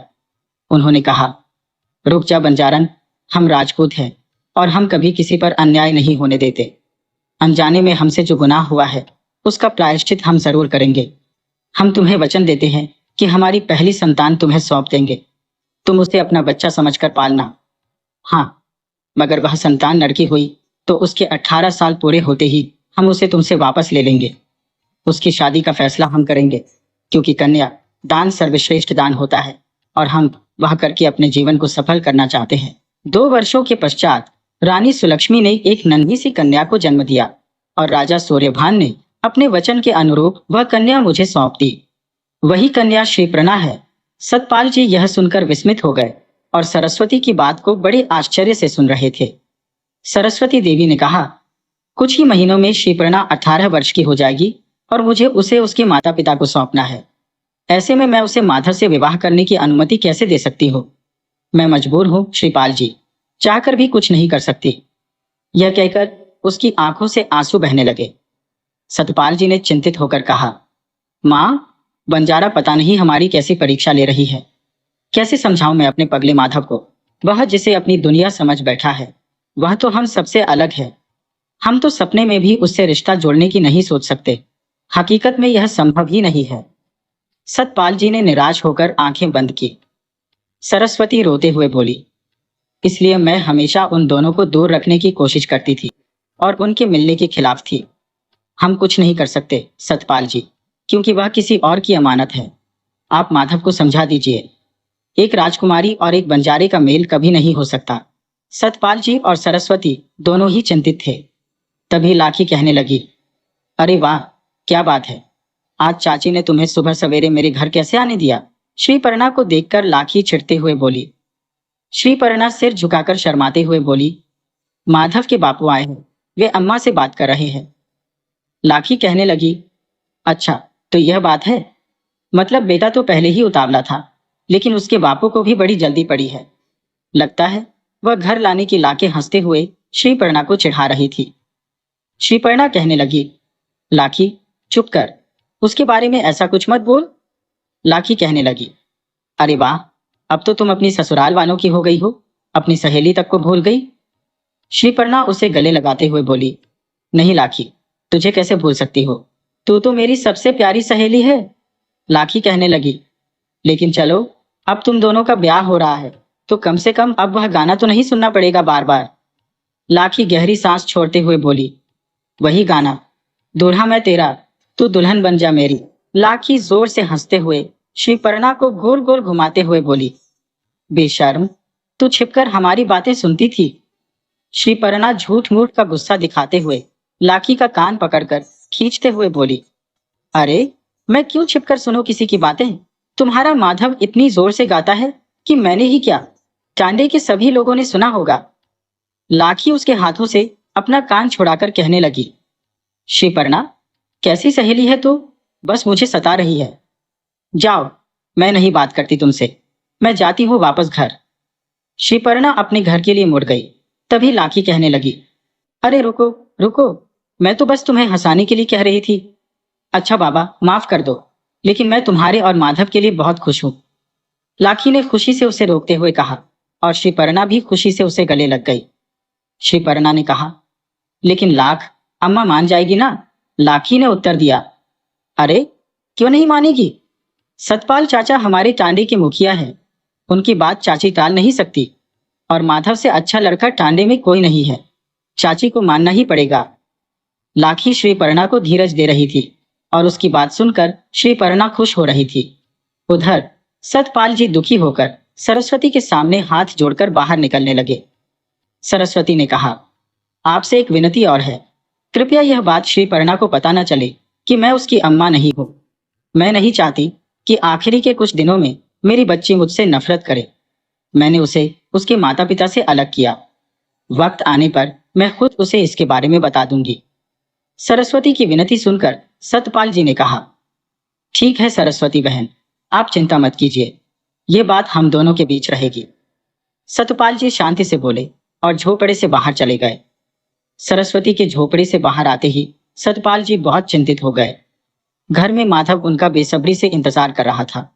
वह सुनना चाहता था कि उनके रिश्ते की बात पक्की हो गई है, लेकिन अब वह माधव को क्या जवाब देंगे यह उनकी समझ में नहीं आ रहा था। भले ही माधव उनका लाडला था, लेकिन वह उसके लिए कोई राजकुमारी नहीं ला सकते थे। आज वह खुद को मजबूर और लाचार महसूस कर रहे थे। धीरे धीरे कदम बढ़ाते हुए अपने घर की ओर निकल पड़े। सतपाल जी द्वारा लाया गया सामान सरस्वती ने वापस भेज दिया था। उधर माधव उन टोकरियों को वापस आते हुए देख रहा था। उसने अपनी अम्मा से पूछा, अम्मा, रिश्ता होने के बाद क्या लड़की वाले भी उपहार भेजते हैं? माधव की अम्मा हैरान होकर बोली, ये क्या बोल रहा है तो? तब माधव ने कहा, फिर ये टोकरियां वापस क्यों आई हैं? और बापू कहाँ रह गए? जानबूझकर मुझे सता रहे हैं। देखो अम्मा, उन्हें पता है मैं उनका इंतजार कर रहा हूँ, इसलिए जल्दी नहीं आ रही हैं। माधव की बात सुनकर उसकी अम्मा जोर से हंस पड़ी, लेकिन उसके मन में भी शंका पैदा हो गई थी कि टोकरियां वापस क्यों आई हैं। वह माधव के सामने यह बात बोलकर उसे दुखी नहीं करना चाहती थी। तभी सतपाल जी धीरे धीरे कदमों से झोपड़ी की तरफ आए। माधव खुशी से उछलते हुए बोला, अम्मा, बापू आ गए? फिर उसने सतपाल जी से पूछा, बापू, क्या हुआ? क्या सरस्वती चाची ने आपकी बात सुनी? उन्होंने मेरे और श्री की शादी के लिए अनुमति तो दे दी होगी ना? माधव एक के बाद एक सवाल पूछ रहा था और सतपाल जी चुपचाप बाहर रखी चारपाई पर बैठ गए।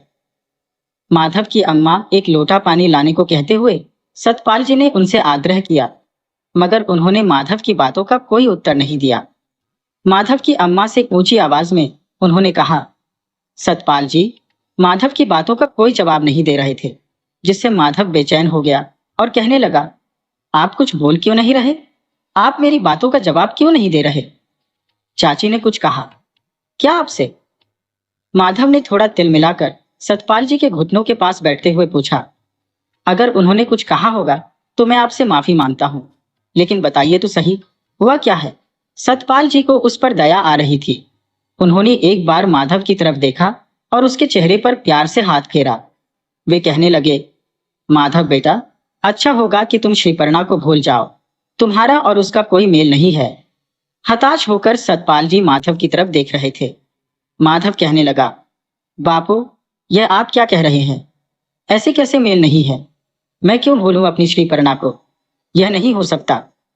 माधव उनसे थोड़ा दूर खिसकते हुए दुखी होकर बोला। सतपाल जी थोड़ा चिढ़ते हुए बोले, तो तुम्हारा और श्रीपर्णा का ब्याह भी नहीं हो सकता। माधव ने ऊंची आवाज में कहा, लेकिन क्यों बापू? हम दोनों एक दूसरे से प्यार करते हैं, फिर क्यों नहीं हो सकता हमारा ब्याह? श्रीपाल जी कुछ और कहते, उससे पहले उन्हें सरस्वती की बात याद आ गई और वे चुप हो गए। माधव कहने लगा, क्यों बापू, बताइए ना, क्या बात है? सतपाल जी का हाथ पकड़कर वह जोर जोर से हिलाते हुए बोला, क्यों बापू, आगे बोलिए। सतपाल जी नजरें चुराते हुए बोले, क्योंकि श्रीपर्णा की अम्मा ने ओखली भर धन मांगा है। माधव थोड़ा खुश होकर बोला, बस इतना ही?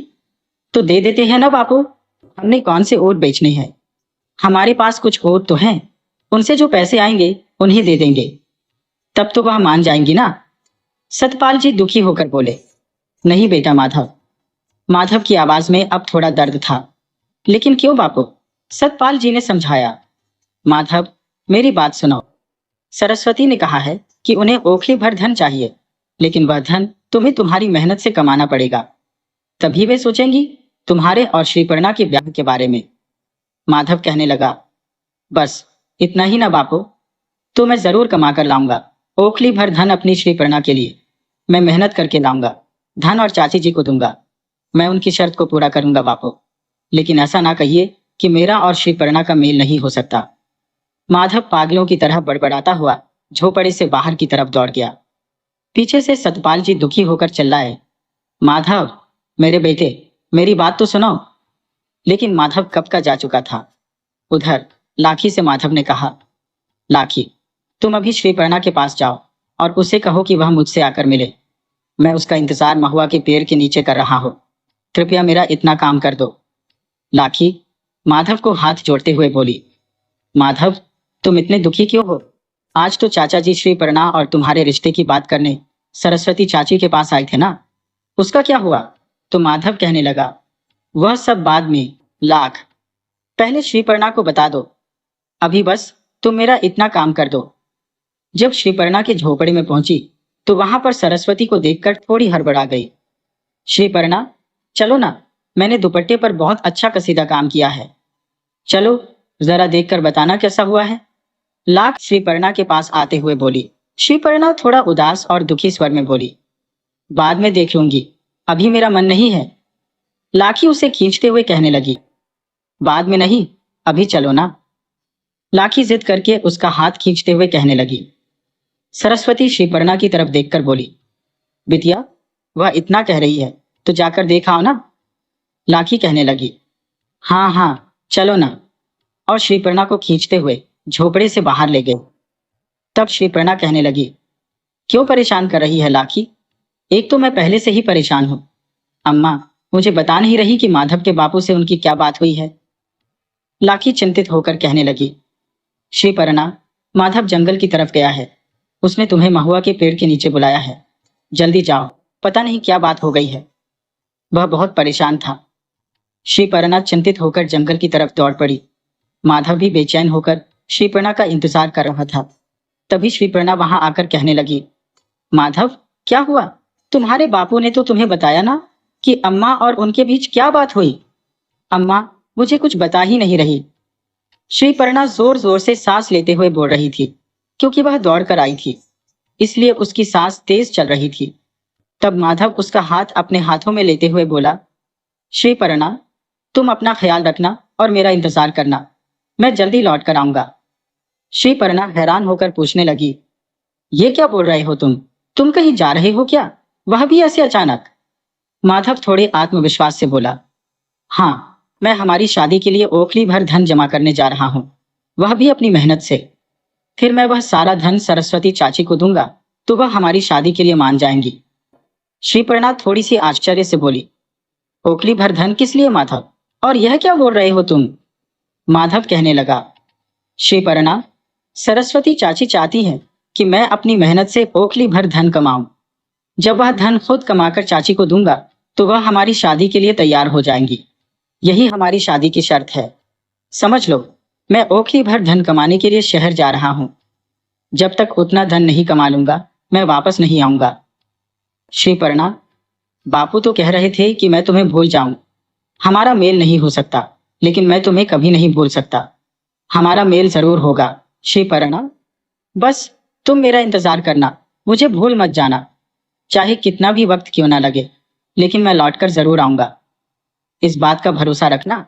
माधव भावुक होकर बोला, श्रीपर्णा को अपने गले से लगाते हुए। श्रीपर्णा उससे दूर होकर हैरानी से उसकी तरफ देखकर बोली, क्या अम्मा ने ऐसी शर्त रखी है? श्रीपर्णा की आंखें बड़ी बड़ी होकर माधव की तरफ देख रही थी। माधव दुखी होकर बोला, हाँ श्रीपर्णा, चाची ने हमारी शादी के लिए अनुमति नहीं दी। श्रीपर्णा कहने लगी, अम्मा ऐसे कैसे कर सकती है? नहीं, अम्मा को ऐसा नहीं करना चाहिए। तब माधव कहने लगा, श्रीपर्णा, चाची को गलत मत समझो। यह तो हमारे बंजारों का रिवाज है और मैं इसे जरूर पूरा करूंगा। माधव ने श्रीपर्णा के कंधे पकड़कर उसे सामने खड़ा करते हुए कहा, नहीं माधव, तुम कहीं नहीं जाओगे। मुझे ओखली भर धन नहीं चाहिए, तुम यही मेरे पास रहोगे। माधव ने कहा, नहीं श्रीपर्णा, मुझे जाना ही होगा। यही हमारे प्रेम की परीक्षा है। लेकिन तुम परेशान मत हो, मैं जल्दी लौट कर आऊंगा और फिर हम कभी जुदा नहीं होंगे। माधव ने श्रीपर्णा के कंधे को दबाते हुए कहा, नहीं माधव, रुक जाओ, मत जाओ। लेकिन श्रीपर्णा दुखी होकर अपने घुटनों के बल बैठ गई, क्योंकि माधव वहां से चला गया। माधव के जाने के बाद लाकी वहां आई और श्रीपर्णा को रोता हुआ देखकर घबरा गई। उसने श्रीपर्णा से कहा, क्या हुआ श्रीपर्णा, तुम क्यों रो रही हो? लाख उसके करीब आकर उसके कंधे पर हाथ रखकर पूछी तो श्रीपर्णा लाकी को देखकर उसके गले लगते हुए रोते हुए बोली, लाकी, माधव चला गया। लाकी उसके आंसू पोंछते हुए बोली, माधव चला गया कहाँ? श्रीपर्णा, क्या हुआ बताओ? श्रीपर्णा सिसकियां लेते हुए बोली, माधव शहर चला गया। लाकी कहने लगी, अरे पगली, इसमें इतना रोने की क्या बात है? आ जाएगा ना, हमेशा की तरह 1-2 दिन में। चुप हो जाओ, अब रो मत। लाकी ने हंसते हुए उसके बाल चेहरे से दूर करते हुए कहा। श्रीपर्णा कहने लगी, नहीं लाकी, 1-2 दिन में नहीं आएगा। अम्मा ने हमारी शादी की अनुमति नहीं दी। उन्होंने माधव से ओखली भर धन मांगा है, वह भी उसकी खुद की कमाई से। चला गया वह, मुझे अकेला यहीं छोड़कर। श्रीपर्णा लाकी को बताकर फिर से रोने लगी। लाकी को भी यह सुनकर थोड़ी हैरानी हुई। अब वह कर भी क्या सकती थी। लाकी कहने लगी, श्रीपर्णा, रो मत, रोने से कुछ नहीं होगा। चाची ने कुछ सोचकर ही ऐसा किया है। तुम परेशान ना हो, वह जल्दी लौट आएगा। वह उसे समझाते हुए कहने लगी तो श्रीपर्णा कहने लगी, मैं अम्मा से पूछूंगी क्यों उन्होंने मेरे साथ ऐसा किया। माधव की कोई गलती नहीं थी, मैं भी तो उससे प्यार करती हूं ना, फिर क्यों उन्होंने ऐसा किया। श्रीपर्णा लाल हुई आंखों से दूर कहीं अपनी नजरें लगाते हुए बोली। लाकी उसकी बगल में चुपचाप बैठी थी। अचानक कहने लगी, श्रीपर्णा, मैं अभी जाकर अम्मा से पूछती हूँ। और वह भागते हुए अपने झोपड़ी की तरफ चली गई। लाकी थोड़ा हैरानी से उसे देखती रही, फिर वह धीरे धीरे उसके पीछे चली गई। अपने झोपड़ी पर पहुंचते ही श्रीपर्णा जोर जोर से आवाज देने लगी, अम्मा, अम्मा। अंदर से सरस्वती मुस्कुराते हुए बोली, क्या हुआ बिटिया, मैं यहाँ हूं। देख, लाठी के दुपट्टे का कसीदा काम कर रही हो। श्रीपर्णा ने गंभीर स्वर में पूछा। अम्मा, आपने माधव से ओखली भर धन क्यों मांगा।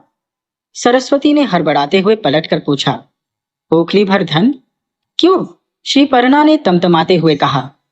हाँ अम्मा, आपने क्यों मांगा? क्या जरूरत है आपको इतने धन की? आपके इस मांग के कारण मेरा माधव मुझे छोड़कर शहर जा रहा है। सरस्वती समझ गई कि सतपाल जी ने कोई झूठी बात कहकर माधव और श्रीपर्णा को दूर करने का प्रयास किया होगा। उसने नजरें चुराते हुए कहा, हाँ, मैंने ही सतपाल जी से कहा था। यह तो हमारा बंजारों का रिवाज है। अगर उसे तुमसे सच्चा प्रेम है तो वह कमा कर लाएगा, नहीं तो यह बचपना था। श्रीपर्णा दृढ़ता से बोली, वो जरूर लाएगा अम्मा। हमारा प्यार बचपना नहीं, सच्चा है। आपकी जिद के कारण ही मेरा माधव मुझसे दूर जा रहा है। कैसी माँ हो आप, जो अपनी बेटी की खुशियों को छीन रही हो। आप मेरी माँ हो ही नहीं सकती। यह कहते हुए वह रोते बिलखते झोपड़े से बाहर भाग गई। सरस्वती की आंखों में आंसू भर आए। उसने श्रीपर्णा को अपनी औलाद से भी बढ़कर प्यार दिया था। जब से उसे साथ लाई थी, उसकी जिंदगी में नया रंग भर गया था। सरस्वती बुदबुदाई, यही तो मुश्किल है मेरी बच्ची। मैं तुम्हारी माँ नहीं हूं, नहीं तो तुम्हारी सारी खुशियां तुम्हारी झोली में डाल देती। अब वक्त आ गया है कि तुम्हें अपने असली माँ बाप के पास जाना होगा। मेरा तुम पर कोई हक नहीं रहेगा। श्रीपर्णा के बिना सरस्वती कैसे जी पाएगी। उसकी आंखों से आंसू छलक रहे थे।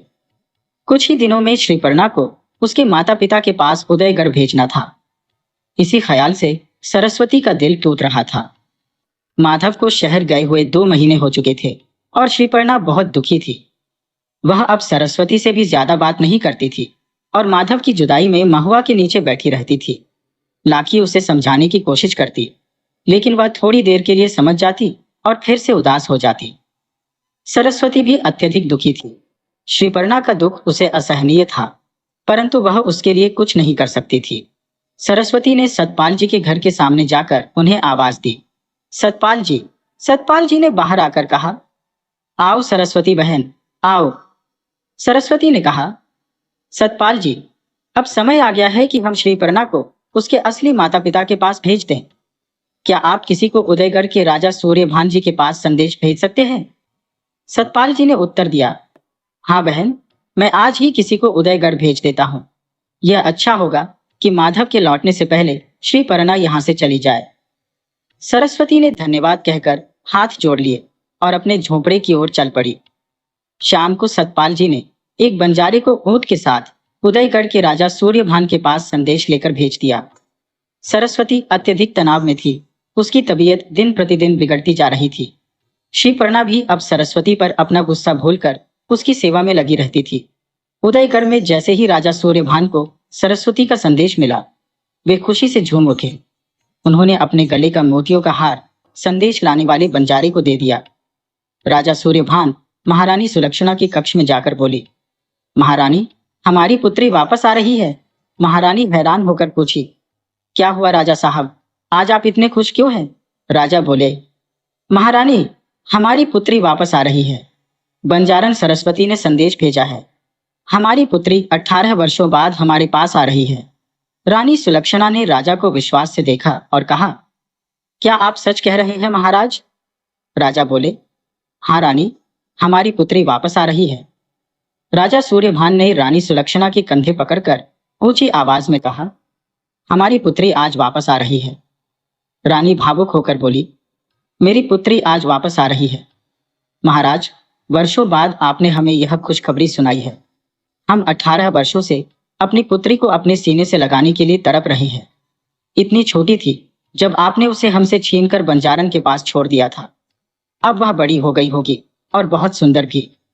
हमसे अब इंतजार नहीं हो रहा। जल्दी जाइए महाराज, हमारी पुत्री को लेकर आइए।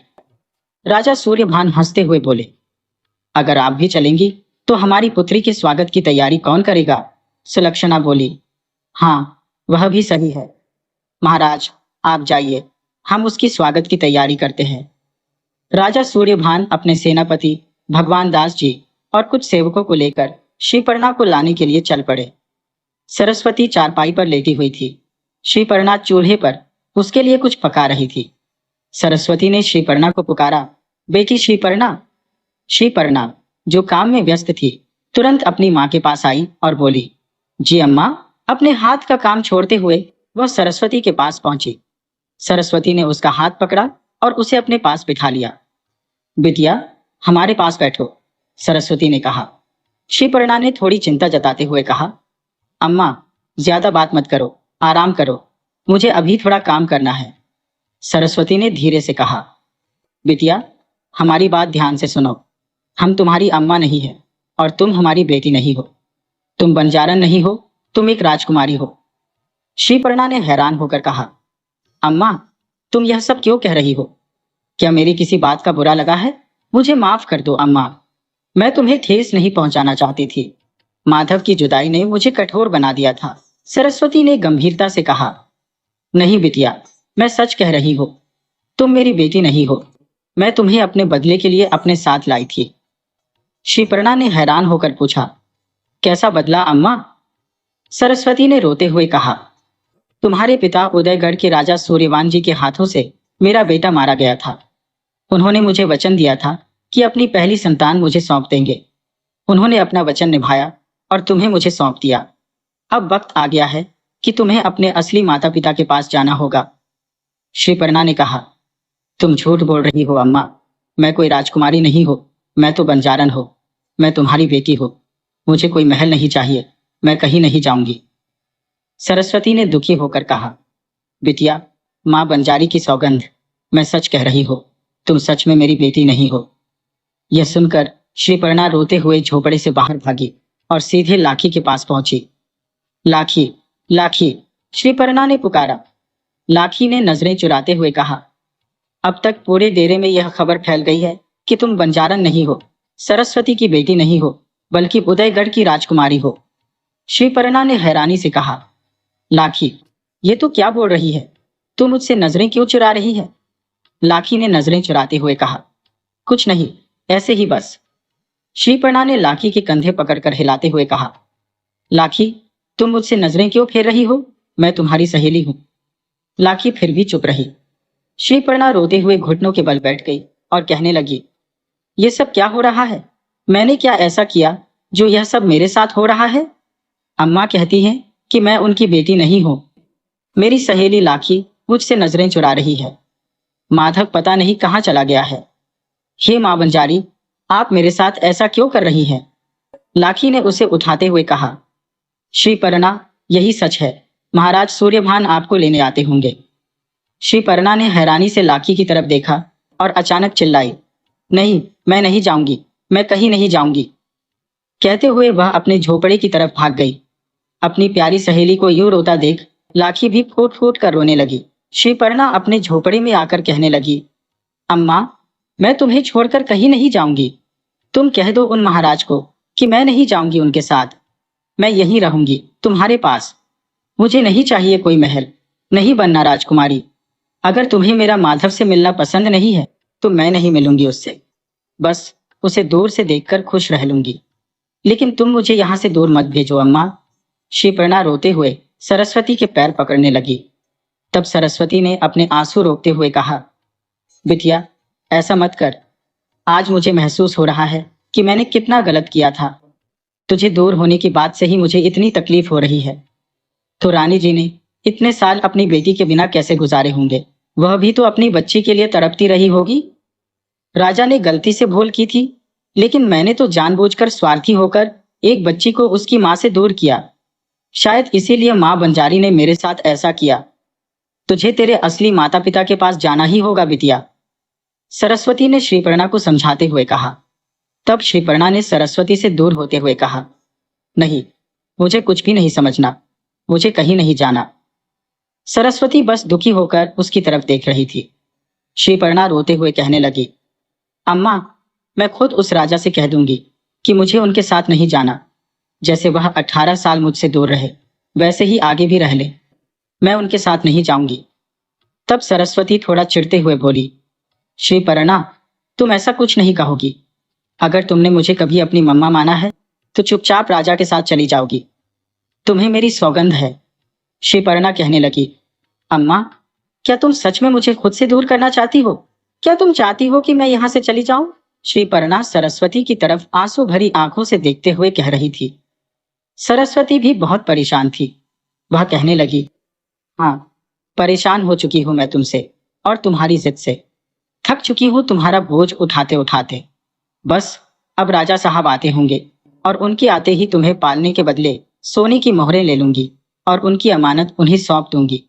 सरस्वती नजरें चुराते हुए दिल पर पत्थर रखते हुए बोली। श्रीपर्णा सरस्वती की बात सुनकर हैरानी से देखती रही, लेकिन उसने मुंह से एक भी लफ्ज नहीं कहा। वह चुपचाप घर के बाहर चली गई। उसके जाते ही सरस्वती फूट फूट कर रोने लगी। श्रीपर्णा हताशा और बेबसी में जंगल की ओर दौड़ पड़ी और महुआ के पास जाकर उसे लिपट कर रोने लगी। उसने चिल्लाकर पुकारा, माधव, वापस आ जाओ, तुम्हारी श्रीपर्णा जा रही है, तुमसे बहुत दूर। उसकी चीखें और आंसू बहते रहे। राजा सूर्यभान अपने सेनापति भगवान दास और सेवकों के साथ सतपाल जी के डेरे में पहुंचे। सतपाल जी ने उनका स्वागत किया और भगवान दास जी ने राजकुमारी के लिए लाए गए वस्त्र और आभूषण एक बंजारन को सौंप दिए। बंजारन ने वे चीजें श्रीपर्णा को दी। श्रीपर्णा ने बिना कुछ बोले उन्हें ग्रहण किया और सज धज कर राजा सूर्यभान के सामने खड़ी हो गई। सरस्वती ने आंसू रोकते हुए राजा से कहा, यही है आपकी पुत्री। राजा सूर्यभान ने श्रीपर्णा को देखा। उनकी आंखें आंसुओं से भर आई। उन्होंने उसे बंजारन के हाथों सौंपा था और आज वह एक सुंदर युवती बनकर उनके सामने खड़ी थी। भावुक होकर उन्होंने श्रीपर्णा से कहा, पुत्री, हमारी पुत्री, और उसे अपने हाथों से गले लगाने का प्रयास किया। लेकिन श्रीपर्णा के चेहरे पर कोई भाव नहीं थे। वह मानो एक बेजान पुतला लग रही थी। राजा ने हाथ फैलाए तो श्रीपर्णा ने एक बार सरस्वती की ओर देखा और फिर राजा के गले लग गई। राजा ने कहा, हमारी पुत्री, हमें माफ कर दो। हमारी गलती की सजा तुम्हें भुगतनी पड़ी। एक राजकुमारी होकर भी तुम्हें 18 साल बंजारन बनकर रहना पड़ा। लेकिन पुत्री, हमें गलत मत समझना। एक राजपूत के लिए उसकी जिंदगी से ज्यादा उसका वचन होता है। हमें तुम्हें खुद से दूर करना पड़ा, लेकिन अब हम तुम्हें दुनिया की सारी खुशियां देंगे। तुम्हारी माँ तुम्हारा बेसब्री से इंतजार कर रही है। चलो पुत्री, अपने घर चलो। राजा सूर्यभान ने श्रीपर्णा को गले लगाया और उनकी आंखों से आंसू बहने लगे।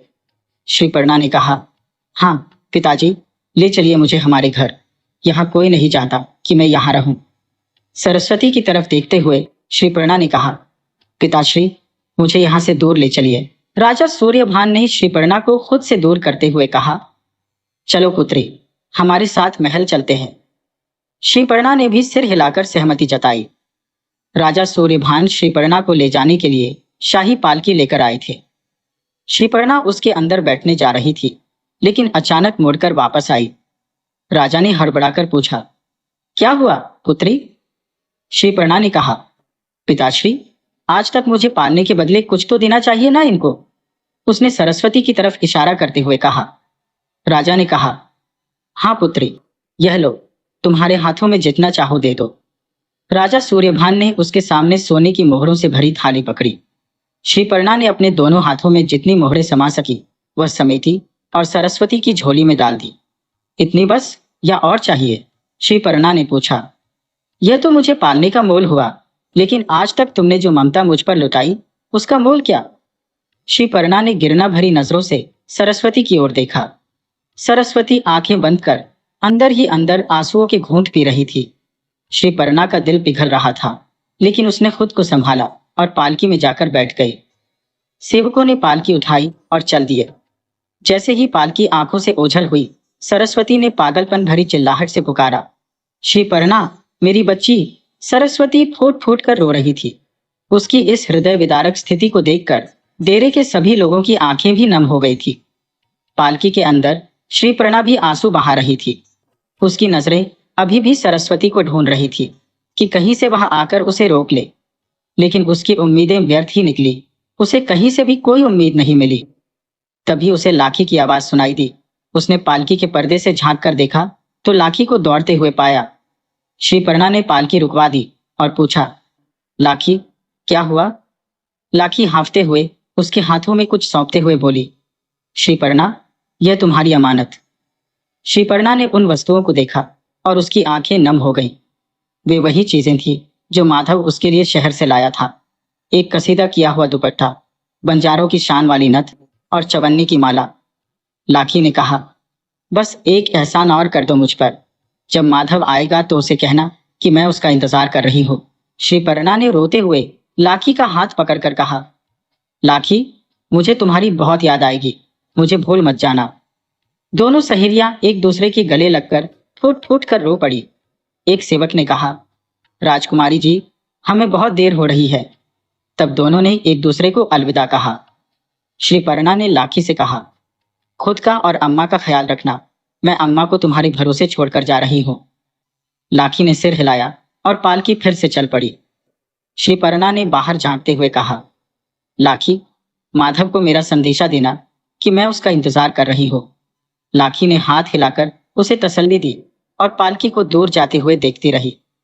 श्री पर्णा ने अपने हाथों की चीजों को सीने से लगाया और मन ही मन पुकारा, माधव, उधर।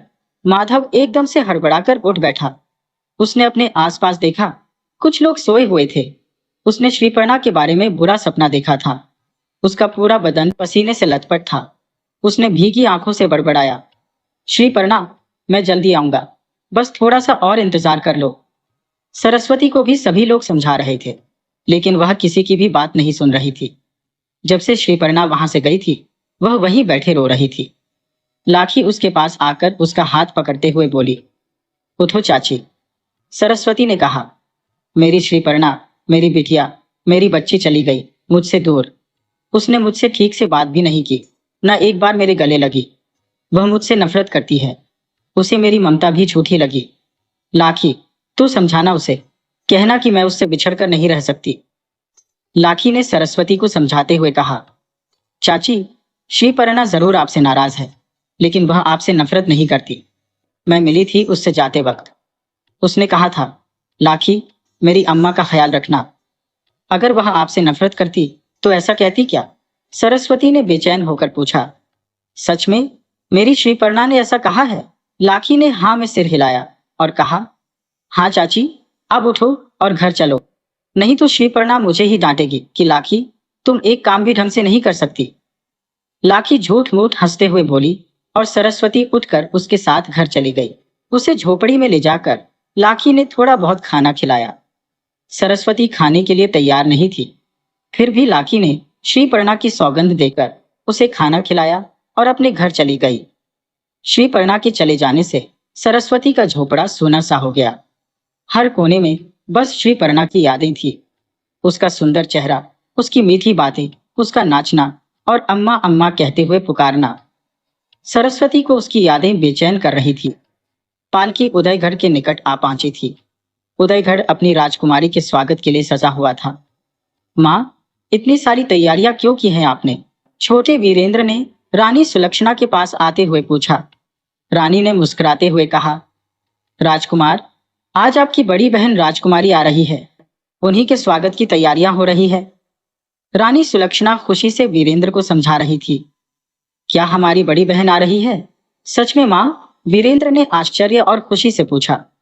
रानी ने हाँ में सिर हिलाया और राजकुमार खुशी से उछलने लगा। पालकी आखिरकार उदयगढ़ पहुंच गई। श्री पर्णा ने पालकी से झांक कर देखा तो पूरा उदयगढ़ सजा हुआ था।